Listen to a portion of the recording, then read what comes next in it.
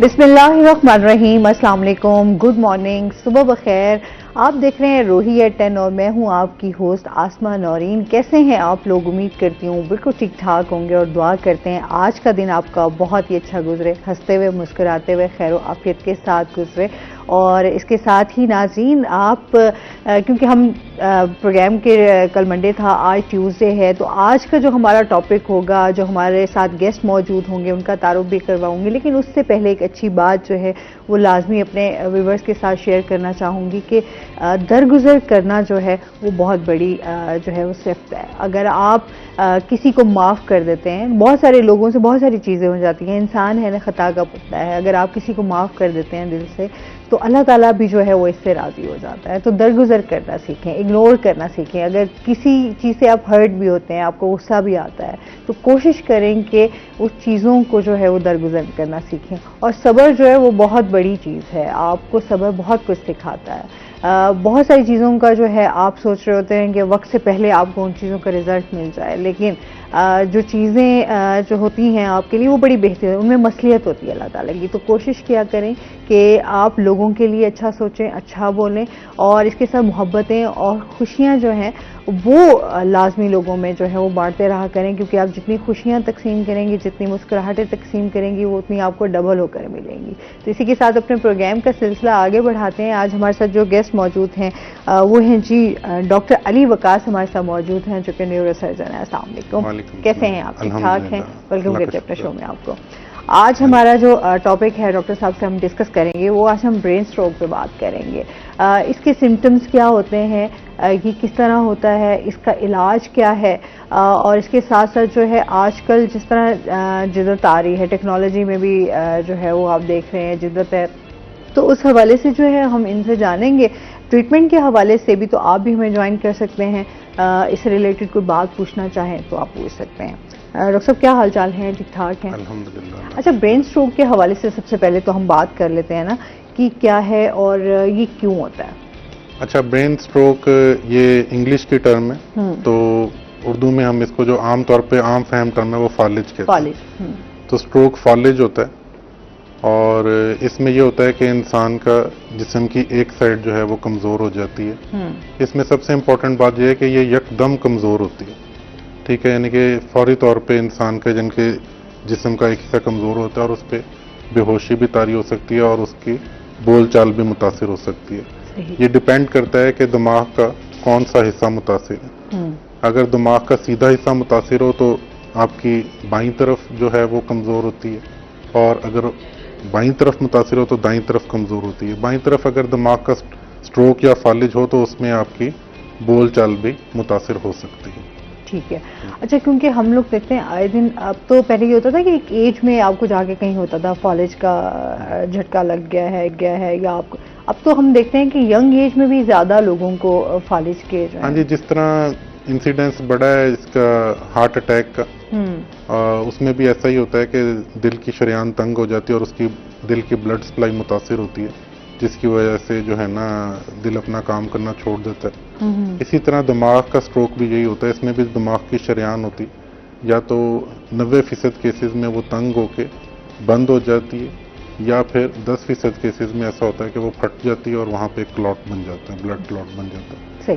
अच्छा, फालिज के साथ साथ लकवा भी हो जाता है, उसकी क्या रीज़न है? ये क्योंकि बहुत सारे लोगों को इसी तरह देखा, अगर उनको फालिज का अटैक हुआ है तो साथ में उनको लकवा भी हो जाता है। लकवा एक हम देखे जाए तो एक अलग बीमारी है, ठीक है, जिसमें चेहरे का पूरा हिस्सा मुतासिर होता है। फालिज में अमूमी तौर पे ऐसा नहीं होता, उसमें जो ऊपर वाला जो आंख से और माथा है और आंख है इसमें मुतासिर नहीं होती, नीचे वाला हिस्सा मुतासिर होता है। ठीक है। तो इसको कह सकते हैं कि आधा जो है ना चेहरा कमज़ोर होता है एक तरफ, मगर जो लकवा होता है जो कि यूजुअली किसी वायरस की वजह से होता है अटैक, उसमें हमारी जो आसाबी रग होती है, जो चेहरे के 7वीं आसाबी रग होती है, इसको हम फेशियल नर्व कहते हैं, जो चेहरे के दोनों तरफ सप्लाई करती है, एक इस तरफ होती है और एक इस तरफ होती है, वो अगर मुतासिर हो जाए तो उससे चेहरे का पूरा हिस्सा कमज़ोर हो जाता है। लकवा एक अलग चीज़ है, फालिज एक अलग चीज़ है, और कोई भी यानी कि डॉक्टर जिसने दोनों बीमारियों को देखा हो वो एक लम्हे में उसको देख के मरीज को पहचान जाता है कि ये लकवा है या फालिज है। सही। फॉलेज में मतलब आधा चेहरा आपका जो है वो, हाँ, नीचे वाला मुतासिर होता है, सही, मगर ऊपर वाले आंख और आपका माथा मुतासिर नहीं होता। अमूमी तौर पर। ठीक हो गया। अच्छा, आप क्या समझते हैं कि जिस तरह आजकल बहुत ज़्यादा हम ये देखते हैं कि हमारे यहाँ एंजाइटी, डिप्रेशन जो है वो बहुत ज़्यादा बढ़ गया है, टेंशन बहुत ज़्यादा बढ़ गई है, तो उसकी वजह से जो है ये सबब बन सकता है, ये उसके फॉलेज का भी? देखें, इसमें डायरेक्टली तो ऐसा नहीं हो सकता, ठीक है ना, मगर इनडायरेक्टली हो सकता है। इनडायरेक्टली ज़हनी तनाव बहुत ज़्यादा हो। इनडायरेक्टली इस तरह होता है कि जो डिप्रेशन के मरीज होते हैं, इनमें एक बड़ा एक फैक्टर होता है कि इनकी अपनी सेल्फ केयर छोड़ देते हैं, अपना ख्याल रखना छोड़ देते हैं। उसकी वजह से जो है उनकी डाइट मुतासिर होती है, और जो कुछ अलामात जो इब्तदाई तौर पे किसी भी बीमारी में होती हैं, जो रिस्क फैक्टर होते हैं, यानी कि स्ट्रोक के, अगर उनको फौरी तौर पे तशखीस ना किया जाए और उनका इलाज ना किया जाए तो फिर इसका बढ़ जाता है। कि डायरेक्टली तो इसका ताल्लुक नहीं है, मगर इनडायरेक्ट ताल्लुक जरूर है। जो लोग अपना ख्याल नहीं करेंगे, डिप्रेशन का शिकार होंगे, अपनी सेल्फ केयर नहीं करेंगे, वो किसी भी बीमारी का शिकार हो सकते हैं, और डाइट अगर ठीक ना लें तो उससे ये हो सकता है। सही। अच्छा, जैसे आपका ब्लड प्रेशर भी, जिनको लोगों को मसला होता है ब्लड प्रेशर का, अगर वो अपनी मेडिसिन वगैरह ना लें, तो क्या ये ब्लड प्रेशर का भी उसके साथ कनेक्शन है? बिल्कुल कनेक्शन है। इसमें ज़्यादातर रिस्क फैक्टर जो हमें है वो ये है कि एक ब्लड प्रेशर का कंट्रोल ना होना, दियाबितस का कंट्रोल ना होना, और तीसरा मोटापा और स्मोकिंग, ये इसके बड़े बड़े जो है ना वो रीजन इसकी रिस्क फैक्टर हैं। रीजन डायरेक्टली तो नहीं कह सकते, मगर इन लोगों में रिस्क का ज्यादा होता है। ठीक हो गया। ठीक है, जिनकी शुगर कंट्रोल नहीं है, जिनका ब्लड प्रेशर कंट्रोल नहीं है, जो मोटापे का शिकार हैं, जिनका लाइफस्टाइल ऐसा है कि वो बैठे रहते हैं, एक्सरसाइज नहीं करते, वॉक नहीं करते, स्मोकर्स में इसका इंसिडेंस ज्यादा। तो ये इसके रिस्क फैक्टर हैं कि जो लोग इन बीमारियों का शिकार होते हैं, और उनमें ये चांस होता है कि उनको जैसे हार्ट अटैक हो सकता है वैसे स्ट्रोक हो सकता है या फालिज हो सकता है। और वजूहात जो हैं वो आपकी डिफरेंट हो सकती हैं। वजूहात डिफरेंट हो सकती हैं, ठीक है ना। देखिए, डायरेक्ट अगर हम कहें कि स्ट्रोक क्यों होता है, तो उसमें ये होता है कि जो दिमाग की शरेआन है, जो ब्लड सप्लाई करती है, जिसको आर्टरी कहते हैं, वो तंग हो जाती है। वो तंग हो और उसकी वजह से जो है उसमें तंग हो, और फिर एकदम से वो बंद हो जाए, और फिर आगे जो है ना वो उसकी सप्लाई बंद हो जाती है, ठीक है ना। और या फिर दूसरी 10% लोगों में ये वजह होती है कि वो शरेआन, जैसे इसमें सबसे बड़ी वजह जो है ना ब्लड प्रेशर का ज्यादा होना है। ब्लड प्रेशर बहुत ज्यादा हो जाए तो शरेआन फट जाती है, सही, जिसकी वजह से वहां पे क्लॉट बन जाता है, और वो जाहिर है जब फट गई नॉर्मल सप्लाई मुनक़ता हो जाती है जो ब्रेन टिश्यू की। सही। अच्छा, जिनको ये हो जाता है, ब्रेन स्ट्रोक हो जाता है, तो फिर उनके लिए आप क्या इलाज है, क्या समझते हैं, उनको क्या करना चाहिए? देखिए, उसमें इलाज सबसे पहले ये है कि फौरी तौर पे इमरजेंसी में आना चाहिए। उसमें वेट नहीं करना चाहिए कि दिन है या रात है, तो फौरी तौर पे, क्योंकि इसकी सबसे जो बुनियादी टेस्ट होता है वो है सीटी स्कैन ब्रेन का, दिमाग का सीटी स्कैन होना सबसे बुनियादी टेस्ट है, जिसको देख के सबसे पहले ये पता चलता है। बेशक इसकी सबसे बड़ी कॉज जो है वो 90% जो है ना वो शरेआन बंद होने से होता है, मगर हमें जहन में रखना चाहिए कि 10-20% उन लोगों में भी होता है जिसमें शरेआन फट जाती है और ब्लीड होता है। तो अगर सीटी स्कैन नहीं कराएंगे तो हम ये डिसाइड ही नहीं कर सकते कि इसको खून पतला करने वाली गोली देनी है या नहीं देनी। सही, ठीक है, जो उसकी फर्स्ट एड के अंदर आती है कि हम फौरी तौर पर डिस्प्रिन 300 mg 2 टैबलेट्स जो है इमरजेंसी में देते हैं, वो नहीं दे सकते जब तक कि सीटी स्कैन ना हो। आमतौर पर पेरिफेरी में ये रूटीन है, क्योंकि उनको पता होता है कि हमारे पास अब हम, क्योंकि हेमरेज हम बहुत ज़्यादा डील करते हैं न्यूरोसर्जरी में होने की वजह से, तो अनफॉर्चुनेटली बगैर सीटी के ही उनको डिस्प्रिन दे दी जाती है। तो जिन लोगों में हेमरेज होता है वो और बड़ा हो जाता है और प्रॉब्लमेटिक हो जाता है और उसमें मरने के चांसेस बढ़ जाते हैं। सही। तो फौरी तौर पे पेशेंट से, फैमिली से ये है कि अगर फालिज हो तो ऐसे सेंटर पे मूव करें या ऐसे शहर में जाएं जहां पे सीटी स्कैन की सहूलत मौजूद है। उसमें टाइम वेस्ट ना करें, फौरन एम्बुलेंस कराएं और वहां पहुंच जाएं। आपका ट्रीटमेंट वहीं स्टार्ट होगा। सही, ठीक है ना। बुनियादी ट्रीटमेंट ये है कि उसका, यानी कि उल्टी करे तो उसको करवट दिलवा दें, मुंह साफ कर दें, ठीक है, उसका थोड़ा सा, मगर उसको फौरी तौर पे उस जगह लेकर जाएं जहाँ पे उसका सीटी हो सके और ताकि उसकी ट्रीटमेंट स्टार्ट हो सके। सही हो गया। अच्छा, मजीद भी आपसे इस हवाले से जानते हैं नाज़रीन। चलते हैं अपने सेगमेंट की तरफ, टुडेज वेदर।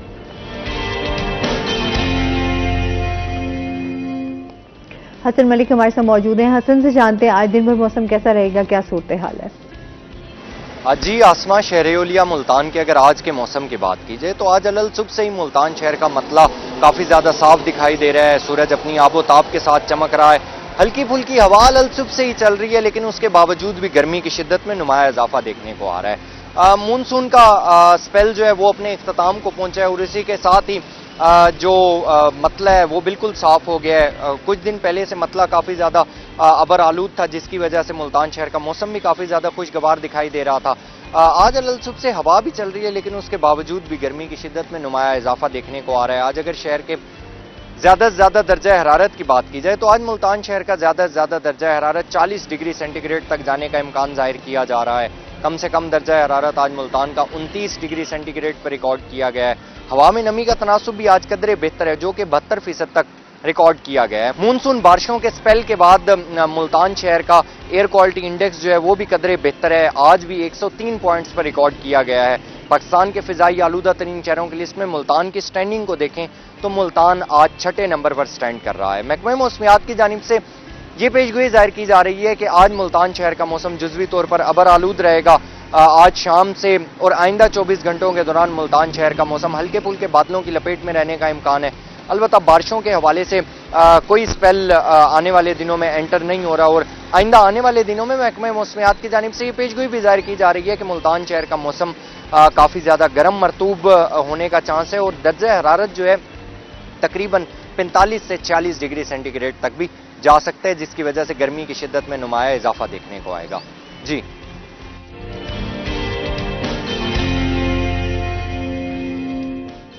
बहुत शुक्रिया हसन मलिक आपका। और जिस तरह हसन बता रहे थे कि मौसम जो है आगे, क्योंकि आपका ये चल रहा है अगस्त स्टार्ट हो गया, आज 1 अगस्त है, तो उसमें तो आपको देखें कि अगस्त में और जुलाई में जो है वो अच्छी खासी गर्मी पड़ती है। तो अभी जो है मज़ीद देखते हैं मौसम कब तक जो है वो बेहतर रहता है, क्योंकि इन दिनों में मौसम जो है वो बड़ा बेहतरीन रहा। और अभी भी सुबह की जो बात कर लें तो सुबह भी थोड़ा मौसम जो है वो हवा चल रही थी, हब्स ना होने की वजह से जो है वो कदरे बेहतर फील हो रहा था। ऐसे ही है ना? मगर ये आप जैसे बता रहे हैं हसन साहब कि आगे मौसम भी गर्म जा रहा है। गर्मियों का भी स्ट्रोक से बहुत ज्यादा ताल्लुक है। बिल्कुल ऐसी भी बात पे आ रही। उसमें ऐसा है कि जब हमारा खून गाढ़ा होने की वजह से उसके ब्लॉक होने के चांसेस ज्यादा हो जाते हैं। ठीक है, तो इसमें तमाम लोगों को ये ख्याल करना चाहिए कि पानी का इस्तेमाल ज़्यादा से ज़्यादा करें। डिहाइड्रेशन नहीं होनी चाहिए, ठीक है ना। एवरी टाइम अपने पास बॉटल रखें, या फिर कोई अगर जहाँ पर हैं वहाँ पानी अवेलेबल है तो याद से पानी बार बार पीते रहें, ठीक है ना। इस बात का ख़ास ख्याल रखें, वरना जैसे ही खून गाढ़ा होगा, क्योंकि आपको स्वेटिंग बहुत ज़्यादा होती है, जिससे आपका जो है ना ब्लड जो है ना वो थिक हो जाता है और इसमें स्ट्रोक के इंसिडेंस बढ़ जाता है, एमआई का भी और स्ट्रोक का भी। अच्छा, समटाइम ऐसा होता है ना कि आप बहुत ज़्यादा जब टेंशन लें तो आपका कोई ना कोई सा सुन होना स्टार्ट हो जाता है, मतलब आपको, तो वो उसकी क्या वजह है, इस हवाले से भी बताइएगा। क्या वो भी फालिश की तरफ ही इशारा करता है?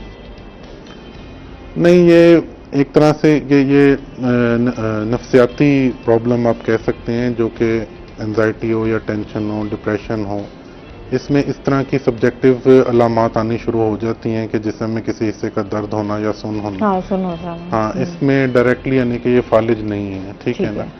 तो फालिज में सिर्फ ये बहुत कम होता है कि सुनपन हो, इसमें ये है कि कमज़ोरी जो है ना वो ज़्यादा, यानी कि उसकी अलामत है कि उसमें कमज़ोर हो जाता है हिस्सा, ठीक है। सिर्फ ये नहीं है कि अकेला सुनपन हो, और बाकायदा अगर हम जो कोई भी फिजिशियन उसको चेक करे तो उसको महसूस हो जाता है कि दोनों तरफ की साइड में फ़र्क है। अच्छा, क्या एहतियाती तदाबीर इख्तियार करनी चाहिए कि आपको ब्रेन स्ट्रोक से जो है वो बच सकें आप? लाइफस्टाइल अपना चेंज करना चाहिए, रेगुलर वॉक करनी चाहिए, एक्सरसाइज करनी चाहिए, और लो फैट और लो कार्बोहाइड्रेट डाइट लेनी चाहिए। इसमें यह है कि आप जो फ्राइड चीज़ें हैं उनसे अवॉइड करें, और सादी अभी हम अपना लाइफ स्टाइल देखें तो हमारी तो लाइफ स्टाइल ही टोटली डिफरेंट है, क्योंकि हम लोग जो है वो तली हुई चीज़ों का इस्तेमाल ज़्यादा करते हैं, फास्ट फूड का इस्तेमाल हमारे लाइफ में ज़्यादा है।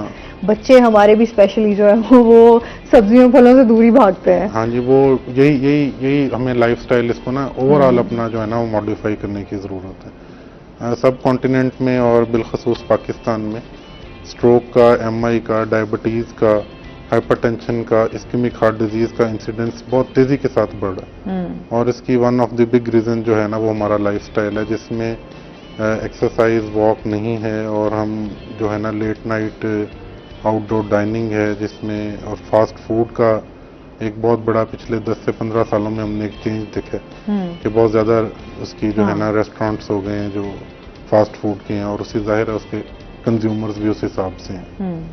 अच्छा, फिर क्योंकि हमारा अब मोस्टली ये होता है कि होटलिंग ज़्यादा हो गई है, अब बाहर के खाने जो हैं वो ज़्यादा खाते हैं। अब ऑर्गेनिक चीज़ों से भी तो दूर हो गए हैं ना हम लोग बहुत ज़्यादा। दूध दही का इस्तेमाल जो है इसमें मिलावट वाली चीज़ें भी हैं ज़्यादा हैं। हाँ, ठीक है, वो भी यानी कि आपको खालिश दूध मिलना बहुत मुश्किल है।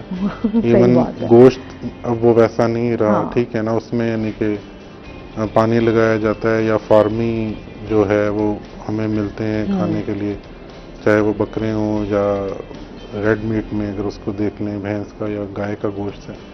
तो जैसे मुर्गी में चेंज हुआ था कि ब्रायलर पे लोग शिफ्ट हो गए थे, अब यानी कि अब वो भी अब उसमें भी वो जो है ना फॉर्म्स के जो तेजी के साथ बढ़ने वाली नस्ल हैं जो बकरों की, और वो यूज की जा रही। ठीक है, ये तो भी एक प्रॉब्लम जो है वो डिफरेंट। इसी तरह जो वेजिटेबल्स हैं वो सीड्स हैं वो जिसमें स्प्रे भी यूज होना शुरू हो गए हैं जो कि उस इंसान के लिए वो हैं।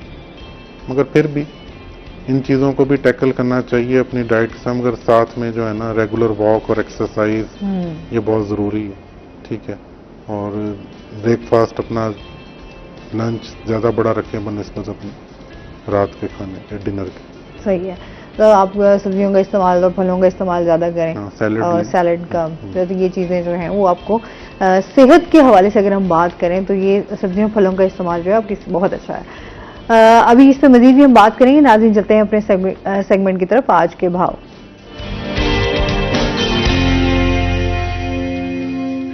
शकील सुल्तान हमारे साथ मौजूद हैं। शकील से जानते हैं आज मार्केट में सब्जियों फलों के क्या रेट्स हैं।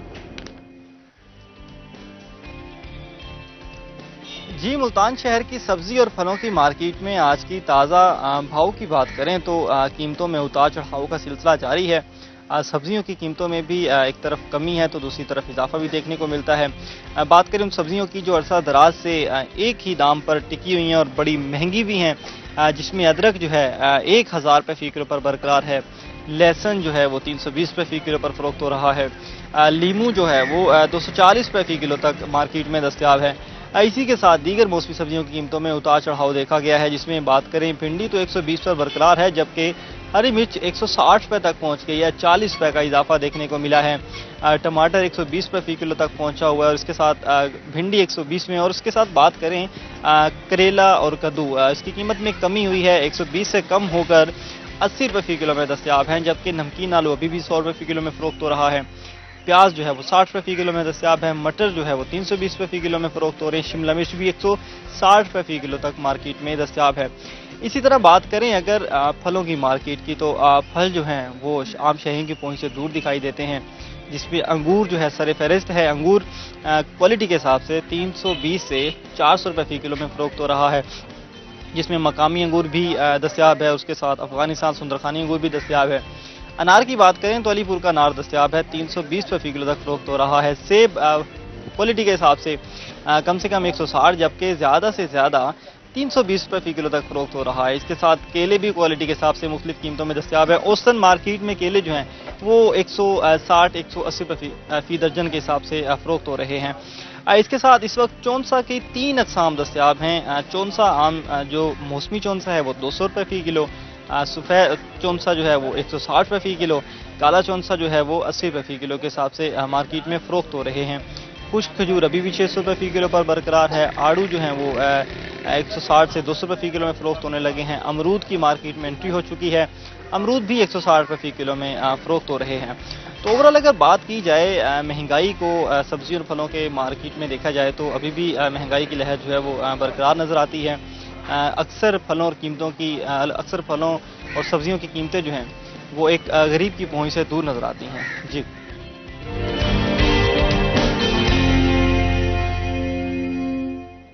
बहुत शुक्रिया शकील सुल्तान आपका। और जिस तरह हम सब्जियों फलों के रेट्स आपको बताते रहते हैं कि आए दिन जो है इनमें उतार चढ़ाव रहता है, लेकिन फिर भी हम वही बात करेंगे कि अगर अच्छी सेहत चाहिए तो फिर भी इनका इस्तेमाल जो है, हम बाकी चीज़ों पे जो पैसे खर्च करते हैं वो बेहतर है कि हम सब्जियों फलों का इस्तेमाल अपनी ज़िंदगी में लेकर आएँ। अच्छा, इसके साथ साथ आप इलाज के हवाले से भी बात कर लेते हैं कि आप क्या समझते हैं इसका इलाज क्या है, किस तरह इसका इलाज हो सकता है, क्योंकि हम आजकल देखते हैं फिजिकल थेरेपिस्ट भी जो है वो बहुत ज़्यादा इसके ऊपर काम कर रहे हैं। इसके हवाले से भी बात करेंगे नाज़रीन। अभी हमने जाना है ब्रेक पर, हमारे साथ रहिएगा।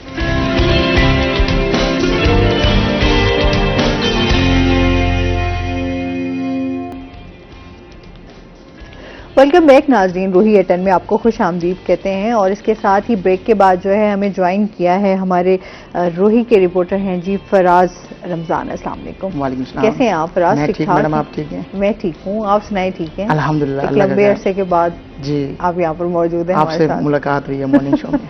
सही है। अच्छा जी, और इसके साथ ही फराज से हम जानेंगे इसकी बीट से रिलेटेड बात होगी। और इसके साथ ही पहले मैंने डॉक्टर साहब से क्वेश्चन किया था, उस हवाले से बात कर लेते हैं कि इसके ट्रीटमेंट के हवाले से क्या है। देखिए, सबसे पहले तो यही है कि इसमें जो है वक्त जो है बहुत अहम है, टाइम इज़ मनी। फौरी तौर पे ऐसे सेंटर पे ले आएं जहाँ पे सीटी स्कैन है। इसमें देखा जाएगा कि शरेयान बंद होने की वजह से आपको स्ट्रोक हुआ है या फटने की वजह से हुआ है, और इलाज आपका स्टार्ट हो जाएगा। जिन लोगों को शरेयान बंद होने की वजह से स्ट्रोक होता है, उसमें जो है ना वो ज़्यादातर तरीका इलाज है वो दवाइयों से होता है, और साथ में फिज़िकल थेरेपी की जाती है। और जो है इसमें सिर्फ 20% चांस ऐसा होता है कि इसमें ब्रेन का प्रेशर इतना बढ़ जाए कि इसमें ऑपरेशन की ज़रूरत भी पड़ सकती है। सही, ठीक है। अच्छा, तो ये भी चांस होता है, और अगर ऐसा ऑपरेशन की ज़रूरत पड़े तो उसमें हम ये करते हैं कि उसका एक साइड जिस तरफ फॉलिज हुआ होता है जहाँ ब्रेन का प्रेशर बहुत ज़्यादा है, वो पूरा हम उसमें से जो खोपड़ी का एक वो जो बोन है, पीस है, वो रिमूव कर देते हैं। सही। और दिमाग की झिल्ली को ओपन कर देते हैं ताकि ब्रेन बाहर की तरफ आए, ना कि अंदर की तरफ जाए और दिमाग की जड़ को दबा दे, जिसकी वजह से सांस और दिल की धड़कन बंद हो सकती है, मौत वाक़या हो सकती है। सही। तो हम ऐसे केसेस में हम सर्जरी करते हैं, और सर्जरी के बहुत अच्छे यानी कि रिजल्ट्स हैं। आप ये समझ लें कि इनको हम कहते हैं कि इसका जिससे मलिग्नेंट वो हो जाए, स्ट्रोक हो जाए, ठीक है ना, मलिग्नेंट प्रेशर उसका बन जाए, जो दवाइयों से कंट्रोल ना हो, तब आप सर्जरी तब हम सर्जरी करते हैं, ठीक है ना। अगर हम सर्जरी ना करें तो उसमें मरीज के बचने के इम्कानात अंदाजन 20% होते हैं, और अगर सर्जरी करें ऐसे पेशेंट्स में तो उनके बचने के इम्कानात 80% हो जाते हैं। सही।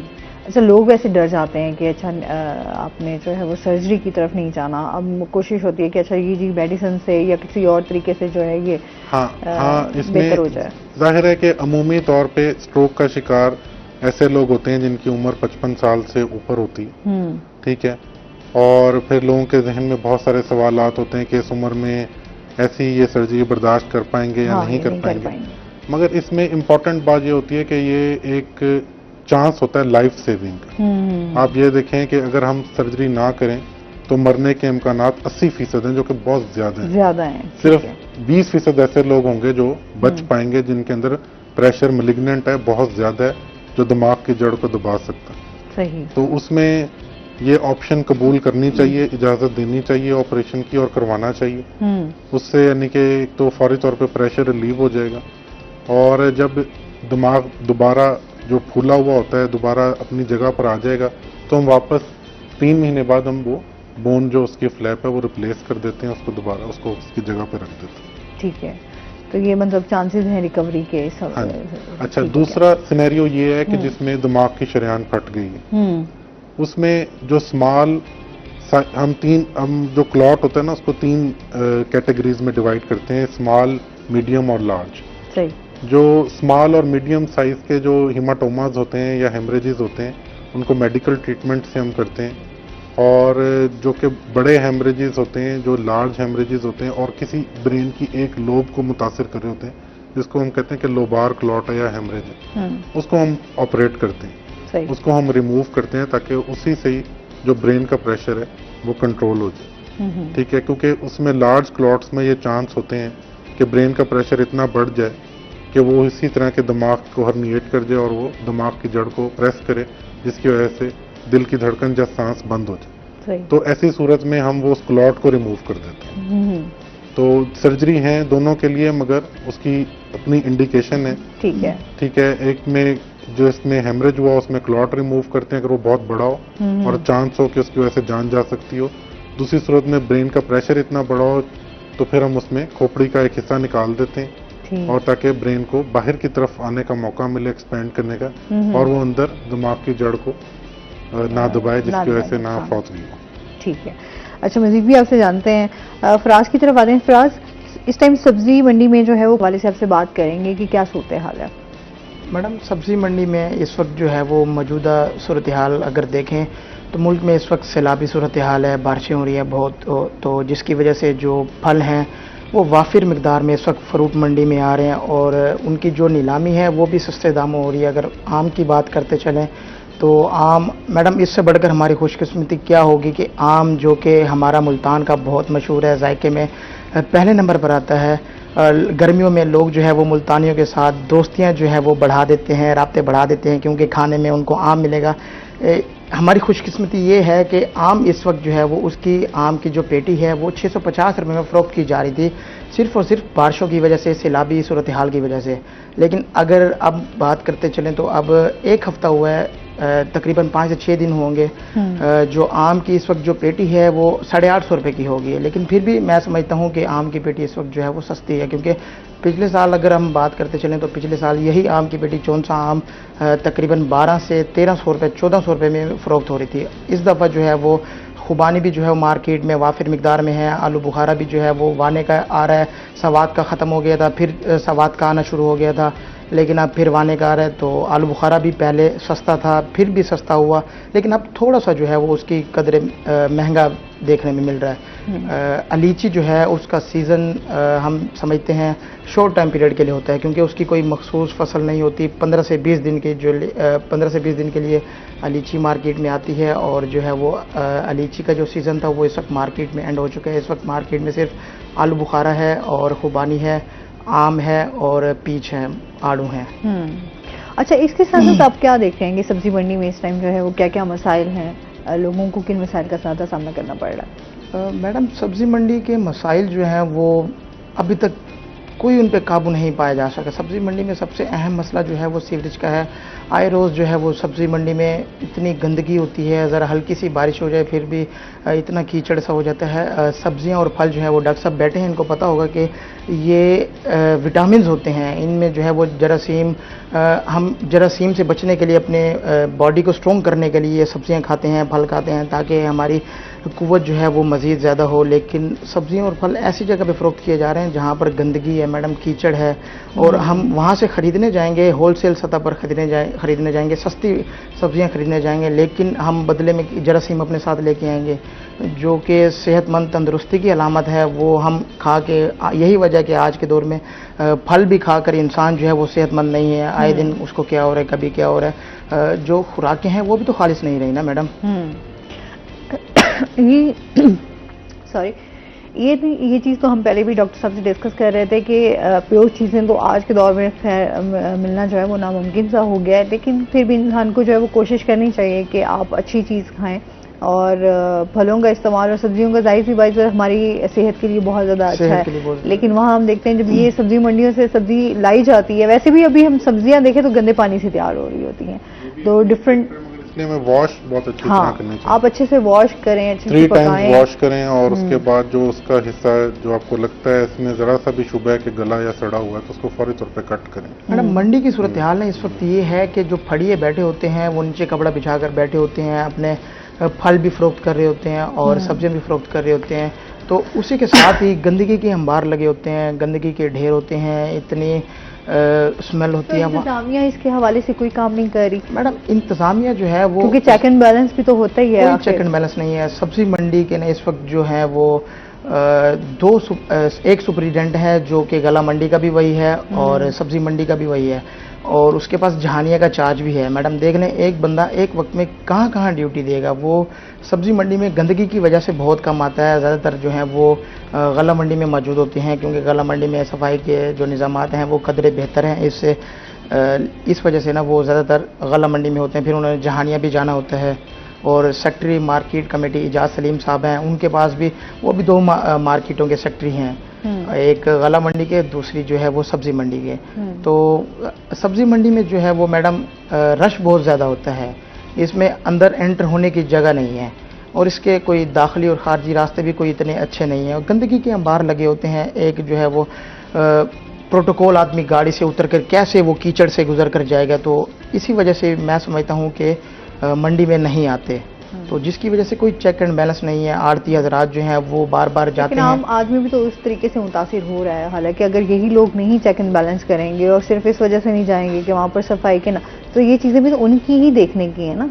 एक आम बंदा तो इस चीज को जो है वो सही कह रहे हैं। आड़तियों ने बार बार इस मौजू पर आवाज भी उठाई है, उन्होंने प्रोटेस्ट भी किया है, लेकिन जो है वो जो इस वक्त करना है वो मार्केट कमेटी ने करना है। मार्केट कमेटी इसमें जो है वो कोई, मैं समझता हूँ, वो अपना रोल प्ले नहीं कर तवज्जो दे ही नहीं रही मैडम, जिसकी वजह से हम जो ताजिर हैं, आड़ती हजरात हैं, वो गंदगी में बैठे हैं। वो बेचारे भी इतनी आवाज़ें उठाते हैं, फिर वो खामोश हो जाते हैं कि आला अफसरान जो डिप्टी कमिश्नर साहब हैं वो उनको चाहिए नोटिस लें, मार्केट में जाएं, रेट्स चेक एंड बैलेंस करें, मार्केट में जो है वो सेक्रेटरी मार्केट कमेटी से पूछताछ करें, कोई सवालात करें कि मार्केट में आप क्या कर रहे हैं। जब किसी प्रोटोकॉल अफसर ने मार्केट में आना होता है तब जो है वो दाखिली खारजी रास्ते उनकी साफ सफाई करवा दी जाती है, फौरी तौर पर अमला ज़्यादा से ज़्यादा बेचकर मंडी साफ हो जाती है। लेकिन वही अगर बात करते चलो, थोड़ी सी मज़ाहिया बात है, दिल्ली शहर नमूना अंदर मिट्टी बाहर चूना, थोड़ा सा वो सजावट कर देते हैं, साफ सुथराई कर देते हैं, लेकिन जैसे ही अफसरान जाते हैं तो फिर वही रूटीन उनकी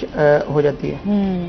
अच्छा, ये है तो हमारे यहाँ पूरे उसमें हम बात करें ना सिस्टम की, तो ये हमेशा से ऐसे ही चला आया है कि जब भी किसी ने आना होता है, किसी वजीर ने आना होता है या किसी हुक्मरान ने यहाँ पर आना होता है, तो आपकी सफाइयों के हवाले से बात की जाए तो बहुत आला इंतजामात किए जाते हैं और जितना प्रोटोकॉल दिया जाता है, लेकिन जैसे ही वो यहाँ से चले जाते हैं उसके बाद वो सब चीज़ें वाइंड अप हो जाती हैं और उसके बाद कोई चेक एंड बैलेंस नहीं होता, उसके हवाले से कोई फिर ख्याल नहीं रखा जाता। तो ये शुरू से सब्जी ही मंडी की यही सूरत हाल है। वो ताजिर कहते हैं कि किसी भी अफसर ने आना हो तो इनकी स्पीडें जो होती हैं वो बढ़ जाती हैं, जो अमला है वो भी आ जाता है, वैसे कहते हैं हमारे पास अमला नहीं है मैडम। और दूसरी बात करें, ये आड़ती कहते हैं हमारा वेस्ट मैनेजमेंट के साथ ना मार्केट कमेटी ने दिन में 2 बार सफाई का मुआहिदा किया है, जिसमें 16 जो है वो वेस्ट मैनेजमेंट के एहलकार जो हैं वो अपनी ड्यूटी सर अंजाम देने चाहिए। लेकिन मंडी में अगर बात की जाए, तकरीबन 7 से 8 लोग जो है वो मार्केट में सफाई करते दिखाई देते हैं, और वो भी कभी करते हैं और कभी नहीं करते। अगर मार्केट कमेटी से बात की जाए तो वो मार्केट कमेटी वाले कहते हैं पूरे पाकिस्तान की सबसे साफ सुथरी सब्जी मंडी आपकी है, इस्लामाबाद की सब्जी मंडी चेक करें। हम क्यों चेक करें? हमने तो मुल्तान में रहना है, हमने मुल्तान के लोगों के लिए सहूलियात देखनी है, मुल्तान के लोगों की तंदुरुस्ती देखनी है, मुल्तान में रह के हमने सब कुछ देखना, हम इस्लामाबाद क्यों जाके चेक करें मैडम? जाहिर सी बात है यहाँ के मसाइल यहीं पे ही देखे जा सकते हैं, उनको हल किया जा सकता है। बाकी शहरों की तो हम बात नहीं करेंगे क्योंकि हम जनूबी पंजाब को कवर कर रहे हैं, तो इस हवाले से हम देखेंगे कि यहाँ के क्या क्या मसाइल हैं और किन चीज़ों पे काम करना जो है वो बहुत ज़्यादा ज़रूरी है। अगर सब्जियों की मैं आपको बात बताऊँ, अब हम मुसलमान हैं, पाकिस्तानी हैं, कोई चीज़ भी जो जिसकी मांग में इजाफा बढ़ जाए तो हम उसका रेट अंडरस्टूड सी बात है बढ़ा देते हैं। अब बकरा ईद गुजरी है तो ईद कुर्बान आपको पता है सबके पास गोश्त जो है वो वाफिर मिकदार में होता है, जो सब्ज़ी हैं उनकी कीमतें भी बढ़ गई थी। टमाटर की बात करते चलें तो जो टमाटर है 20 रुपए की फ़ी किलो इस वक्त मार्केट में फ़रोख्त हो रहा है, 30 रुपए भी कहीं हो रहा है, 40 रुपए भी कहीं हो रहा है। यही टमाटर जो है वो बकरा ईद के मौके पर 120 रुपए सब्ज़ी मंडी में फ़रोख्त किया जा रहा था, और देखें जो सब्जी फरोश हैं वो लेके जाएंगे 120 रुपए फ़ी किलो में, मार्केट में जाके जाहिर बात है 160 रुपए किलो बेचेंगे। कुछ लोगों ने तो 250 तक भी बेचा है, 180 रुपए। मैडम वो आप कुछ लोगों की बात करें, वो है कैंट का तबका, क्योंकि यहाँ पर जो दुकानें हैं इनके जो किराए हैं वो बहुत ज़्यादा हैं। फिर अगर बात करते चलें तो इन पे जो लागत पड़ती है वो बिजली का बिल भी उन्होंने यहीं से निकालना होता है। अच्छा, इस पर मज़ीद बात करते हैं फराज लाजमी। अभी नाज़रीन हमने जाना है ब्रेक पे, हमारे साथ रहिएगा।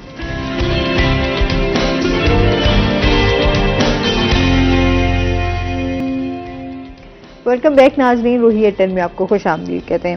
अच्छा रुखसत, जिस तरह ग़िज़ा की हम बात कर रहे हैं, इसमें ब्रेन स्ट्रोक में भी आपको जो है वो कौन सी ग़िज़ा का इस्तेमाल जो है वो ज़्यादा करना चाहिए, और कौन सी ऐसी सब्ज़ी है या फल है जिससे आपको जो है वो एहतियात करनी है, या आप खा पी सकते हैं कुछ भी? नहीं, पर्टिकुलरली ऐसा तो कुछ नहीं है कि कोई ख़ास सब्ज़ी या कोई ख़ास फल है या इस तरह नहीं है, मगर ओवरऑल हमें यानी कि अच्छी डाइट लेनी चाहिए। उसमें हमें कार्बोहाइड्रेट लेस यूज़ करने चाहिए, इनके मीठी चीज़ों से परहेज़ करना चाहिए, और नमक ज़्यादा नमक से परहेज करना चाहिए, हल्का नमक इस्तेमाल करना चाहिए, पानी का इस्तेमाल ज़्यादा करना चाहिए। जिनको ब्लड प्रेशर का मसला भी हो तो वो नमक का इस्तेमाल टिका के करते हैं। ये लोगों पे हैरान हूँ कि जिन चीजों से रोका जाए करते वही हैं।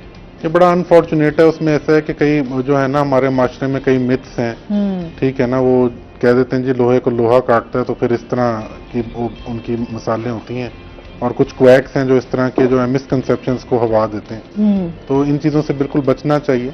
सोडियम जो होता है सोडियम क्लोराइड, इससे जो है ना ब्लड प्रेशर में इजाफा होता है। ये डॉक्यूमेंटेड साइंटिफिक प्रूवन बात है। तो इसमें हमें कोशिश करनी चाहिए कि अपनी ग़िज़ा में नमक का इस्तेमाल बिल्कुल हल्का करें। उसमें यह है कि आप खाने में तो लाजमी इस्तेमाल करें, क्योंकि हमारी सोडियम की डेली रिक्वायरमेंट भी होती है। उसको पूरा करने के लिए हल्का नमक इस्तेमाल करें, मगर कोशिश करें कि जो स्प्रिंकल साल्ट है, यानी कि छिड़क के खाना हर चीज़ पे, उससे अवॉइड करना चाहिए। अच्छा, ठीक है।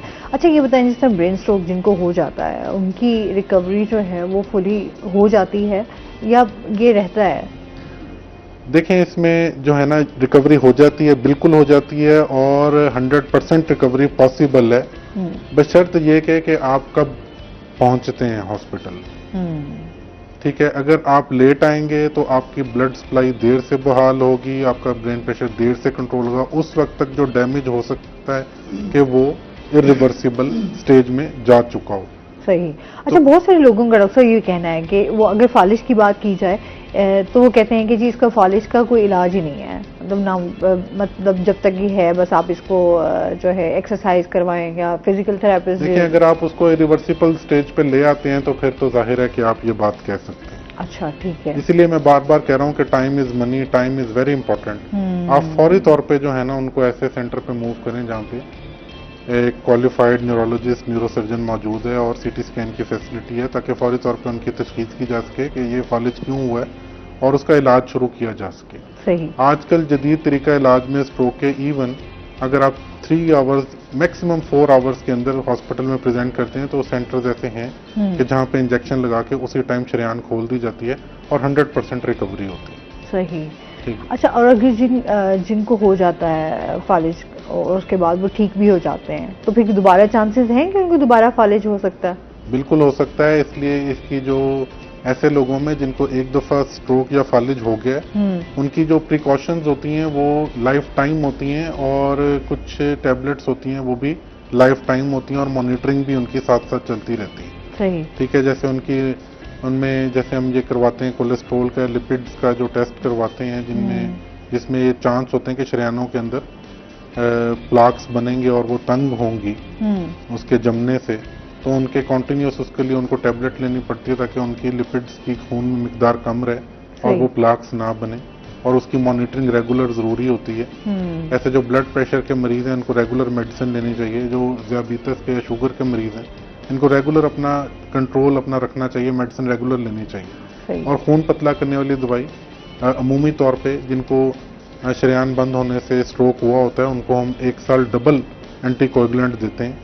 ठीक है, और उसके बाद 1 साल के बाद हम उनको single anticoagulant for life time recommend करते हैं ताकि उनको दोबारा ना हो। ये इसी तरह ही है कि अगर किसी शख्स को हार्ट अटैक हुआ या MI हुआ है और उसके बाद में स्टेंटिंग या बाईपास ग्राफ्टिंग जो भी हुई है, उसके बाद हम उसकी जो एंटीकोएगुलेशन है या खून पतला करने वाली दवाइयाँ वो लाइफ टाइम चलती हैं। सही। ये दोबारा हो सकता है। स्ट्रोक में एक खतरा ये भी होता है कि फर खुदा ना खास्ता, अब मैं अपने पेशेंट्स को भी कहता हूँ जिनकी एक साइड वीक हो जाती है और वो रिकवरी की तरफ है, जिस स्टेज पर भी है, और वो मैं कई ऐसे होते हैं कि जी अब हम तंग आ गए, हम दवाई खाना छोड़ देते हैं। हाँ। और जब वो ये सोचें सिनेरियो कि अगर दूसरी तरफ अगर फालिज हो गया तो फिर क्या होगा। ये यानी कि एक ऐसी सोच है कि जिसको सोचना चाहिए और रेगुलर मेडिसिन यूज करनी चाहिए। अगर आपका एक हाथ और एक पांव, बाजू या टांग पहले से कमजोर है और अगर दूसरी भी हो गई तो यानी कि आप बिल्कुल ही, यानी कि आप एक हाथ से अगर खा सकते हैं, पी सकते हैं, अपना ख्याल कर सकते हैं, तो वो भी नहीं आप कर सकेंगे और वो एक बड़ी मिजरेबल कंडीशन होगी। तो ये दोबारा भी हो सकता है, उसी तरफ का भी हो सकता है, दूसरी तरफ का भी हो सकता है। तो इसलिए इसके लिए जो एहतियात है वो लाजमी करें और इसकी मेडिसिन है वो रेगुलरली आपको मोस्ट लाइकली लाइफ टाइम लेनी पड़ती है। अच्छा, जो शुगर के पेशेंट होते हैं, स्पेशली अगर हम शुगर के पेशेंट्स की बात करें तो उनको क्या एहतियात करनी चाहिए? उनमें भी चांसेस जो हैं वो ज्यादा होते हैं फालिज के? बिल्कुल ऐसे ही होता है। शुगर की कॉम्प्लिकेशंस होती हैं, जैसे न्यूरोपैथी होती है, इस तरह वास्कुलोपैथी या एंजियोपैथी भी होती है। इसमें भी शरेयानों में जो इलास्टिसिटी है वो कम हो जाती है उसको बंद होने के, ब्लॉक होने के चांसेस बढ़ जाते हैं। तो इनको मीठे से मुकम्मल परहेज करना चाहिए। मीठा खाने को दिल करे तो आर्टिफिशियल स्वीटनर यूज करें। और जो मेडिसिन उनको इंसुलिन या खाने की गोलियां, ओरल हाइपोग्लाइसेमिक्स उनको डॉक्टर ने तजवीज़ किए हैं, उनको रेगुलरली अपने मील्स के साथ लेने चाहिए। अगर और इसके अलावा हर 2 महीने 3 महीने बाद उसका कंट्रोल भी चेक करते रहना चाहिए कि वो उनका हो। एक्सरसाइज लाजमी है जो इंसुलिन रेजिस्टेंस कम करती है, वॉक लाजमी है जो इंसुलिन रेजिस्टेंस कम करती है। तो वॉक और एक्सरसाइज को अपना मामूल बनाएं और मीठे से मुकम्मल परहेज करें, अपनी मेडिसिन रेगुलर लें। इससे इंसान बचना मुमकिन है। बिल्कुल जी। अच्छा जी, और इसके साथ ही फराज आपसे जानेंगे, जिस तरह हम पहले बात कर रहे थे कि इस टाइम जो है बिजली के बिलों की बात कर ली जाए तो एक आम इंसान जो है वो बहुत ज़्यादा मुतासिर हो रहा है। ताजरों के हवाले से जो है उनके रद्द अमल जो है वो क्या है? ताजिरों ने बिजली के बढ़ते हुए बिलों को जो है वो मुस्तरद कर दिया है, क्योंकि ताजिर कहते हैं कि हुकूमत आवाम पर जो है वो बिजली ना गिराए, क्योंकि ताजिर मुल्क की रीढ़ की हड्डी के मानंद हैं। हुकूमत ने एक तरफ जो है वो पेट्रोलियम मसनूआत की कीमतें कम कर दी हैं, जबकि दूसरी जानिब बिजली की कीमतें बढ़ा दी हैं, क्योंकि अब बिजली की कीमतें बढ़ने से ताजिरों में जो है वो खासी मुश्किलात का सामना उनको करना पड़ रहा है। दुकानों में जो है वो टेलीविजन टैक्सेस आ रहे हैं और फ्यूल एडजस्टमेंट टैक्सेस आ रहे हैं। 11 मुख्तलिफ किस्म के जो है वो बिजली के बिलों में टैक्सेस लगाकर जो है वो वापडा भेज रहा है। बात करते चलें तो ताजिरों ने पिछले दिनों जो है वो प्रेस क्लब में बिजली के बढ़ते हुए नरखों पर जो है वो प्रेस कॉन्फ्रेंस भी की थी कि जो अशराफियाँ हैं उनको गाड़ियाँ ना दी जाएं और सरकारी अफसरान की जो मुफ्त बिजली है उसको भी ख़त्म किया जाए। ताजिरों के साथ ऐसा ना किया जाए, क्योंकि ताजिर जो हैं वो टैक्स पे करते हैं। जो भी जो है वो ताजिर है वो हर ताजिर अपना टैक्स पे करता है। ताजिर मुल्क की रीढ़ की हड्डी के मानंद हैं। ताजिर जो है वो सड़कों पर आ जाएंगे। अगर मज़ीद बात करते चलें तो उनका ये भी कहना है कि अगर हुकूमत ने फिलफोर बिजली की कीमतें कम नहीं की तो हम जो है वो एहतजाज की कॉल दे देंगे और जो है वो मुल्क गिर एहतजाज करेंगे। सही। अच्छा, क्योंकि जाहिर सी बात है महंगाई की वजह से हर इंसान बहुत ज़्यादा परेशान है और फिर सबसे ज़्यादा जो परेशानी आती है वो बिजली का बिल है इस टाइम। लोगों की उनके मैडम 16-16 हज़ार 20-20 हज़ार बिजली का बिल सिर्फ एक पंखा चलता है और एक वो मोटर चलाते हैं। वो बेचारे बहुत तंग हैं। वो कहते हैं हमारी 25 हज़ार रुपये सैलरी है, हम 30 हज़ार रुपये के बिल कैसे भरेंगे। लोग इस कदर बहुत परेशान हैं और 15 हज़ार रुपये अगर बिजली का बिल है तो 10 हज़ार रुपये ऊपर टैक्सेस के पे कर रहे हैं मैडम। वो जो मजदूर तबका है वो इस वक्त पिस कर रह चुका है। जो अमीर हैं जो सरवाइव कर रहे हैं वही सरवाइव कर रहे हैं, क्योंकि जिसके पास थोड़ी सी मालियत है उन्होंने सोलर सिस्टम लगाया हुआ है, वो उनकी बिजली तो बच रही है। जो इस वक्त जो मुतासिर हो रहा है वो तो सफ़ेद पोश तबका जो इस वक्त मुतासिर हो रहा है। और ये बहुत सारे मसाइल हैं जो आगे जाकर हमारे लिए मज़ीद जो है वो आगे मुश्किलात का हमें सामना करना पड़ेगा। अच्छा, इसके साथ साथ हम ये बात करेंगे कि कीमतों के कम करने के हवाले से भी कोई इस पर काम किया जा रहा है या नहीं किया जा रहा है। जिस तरह हम अगर सब्जी मंडी की बात कर लें, गल्ला मंडी की बात कर लें। मैडम, कीमतों के कम करने से तो ये तो डिमांड एंड सप्लाई पर होता है। कोई भी चीज़ जिसकी डिमांड बढ़ेगी ही तो उसका रेट जो है वो अंडरस्टूड सी बात है, उसका रेट बढ़ जाएगा। अब जैसे आम की बात मैंने आपको बताई है कि आम की जब डिमांड बढ़ने लगी थी, जब आम शुरू आया था तो आम जो है वो बहुत महंगा था, 1500 रुपये की उसकी पेटी थी। कोई भी फल है उसका सीज़न जो है वो सीज़न में जब पहली दफ़ा आता है तब उसका रेट ज़्यादा होता है, जब वो एंडिंग पे होता है तब उसका रेट ज़्यादा होता है। अब जो है वो अगस्त शुरू हो गया खैर से, अब फल जो है वो मौसमी फल हैं वो एंडिंग की सूरत हाल में है, वो अब इन्होंने मज़ीद महंगा होना है। जब डिमांड एंड सप्लाई पर बात की जाए तो डिमांड एंड सप्लाई की वजह से फल सस्ते भी होते हैं, महंगे भी होते हैं। अब जिस तरह मार्केट में जो फल है वो गीली आइटम है तो ये 1 दिन से 2 दिन से ज़्यादा नहीं रखे जा सकते, तो इनके फिर रेट कम हो जाते हैं। मार्केट में माल की आमद जो है वो ज़्यादा हुई तो माल वाफिर होने के बाद जो है वो रेट कम होना शुरू हो गया। अब जो है वो सूरत हाल थोड़ी बेहतर हो रही है। अब सीज़न जो है वो एंडिंग की तरफ जा रहा है, जो मौसमी फल हैं वो ख़त्म हो रहे हैं, इसलिए रेट थोड़े जो हैं वो अप हो रहे हैं। और वैसे भी ज़ख़ीरा अंदोज़ी तो हमारे मुल्क में बेतहाशा ही होती है। बहुत शुक्रिया आपका डॉक्टर साहब, बहुत शुक्रिया। आप हमारे शो का हिस्सा बने और फालिश के हवाले से काफ़ी अवेयरनेस हमारे लोगों तक पहुंची। और इसके साथ ही नाज़रीन, अभी हमने जाना है ब्रेक पे, हमारे साथ रहिएगा। जब हम ब्रेक से वापस आएंगे तो हमारे साथ कुछ और गेस्ट मौजूद होंगे।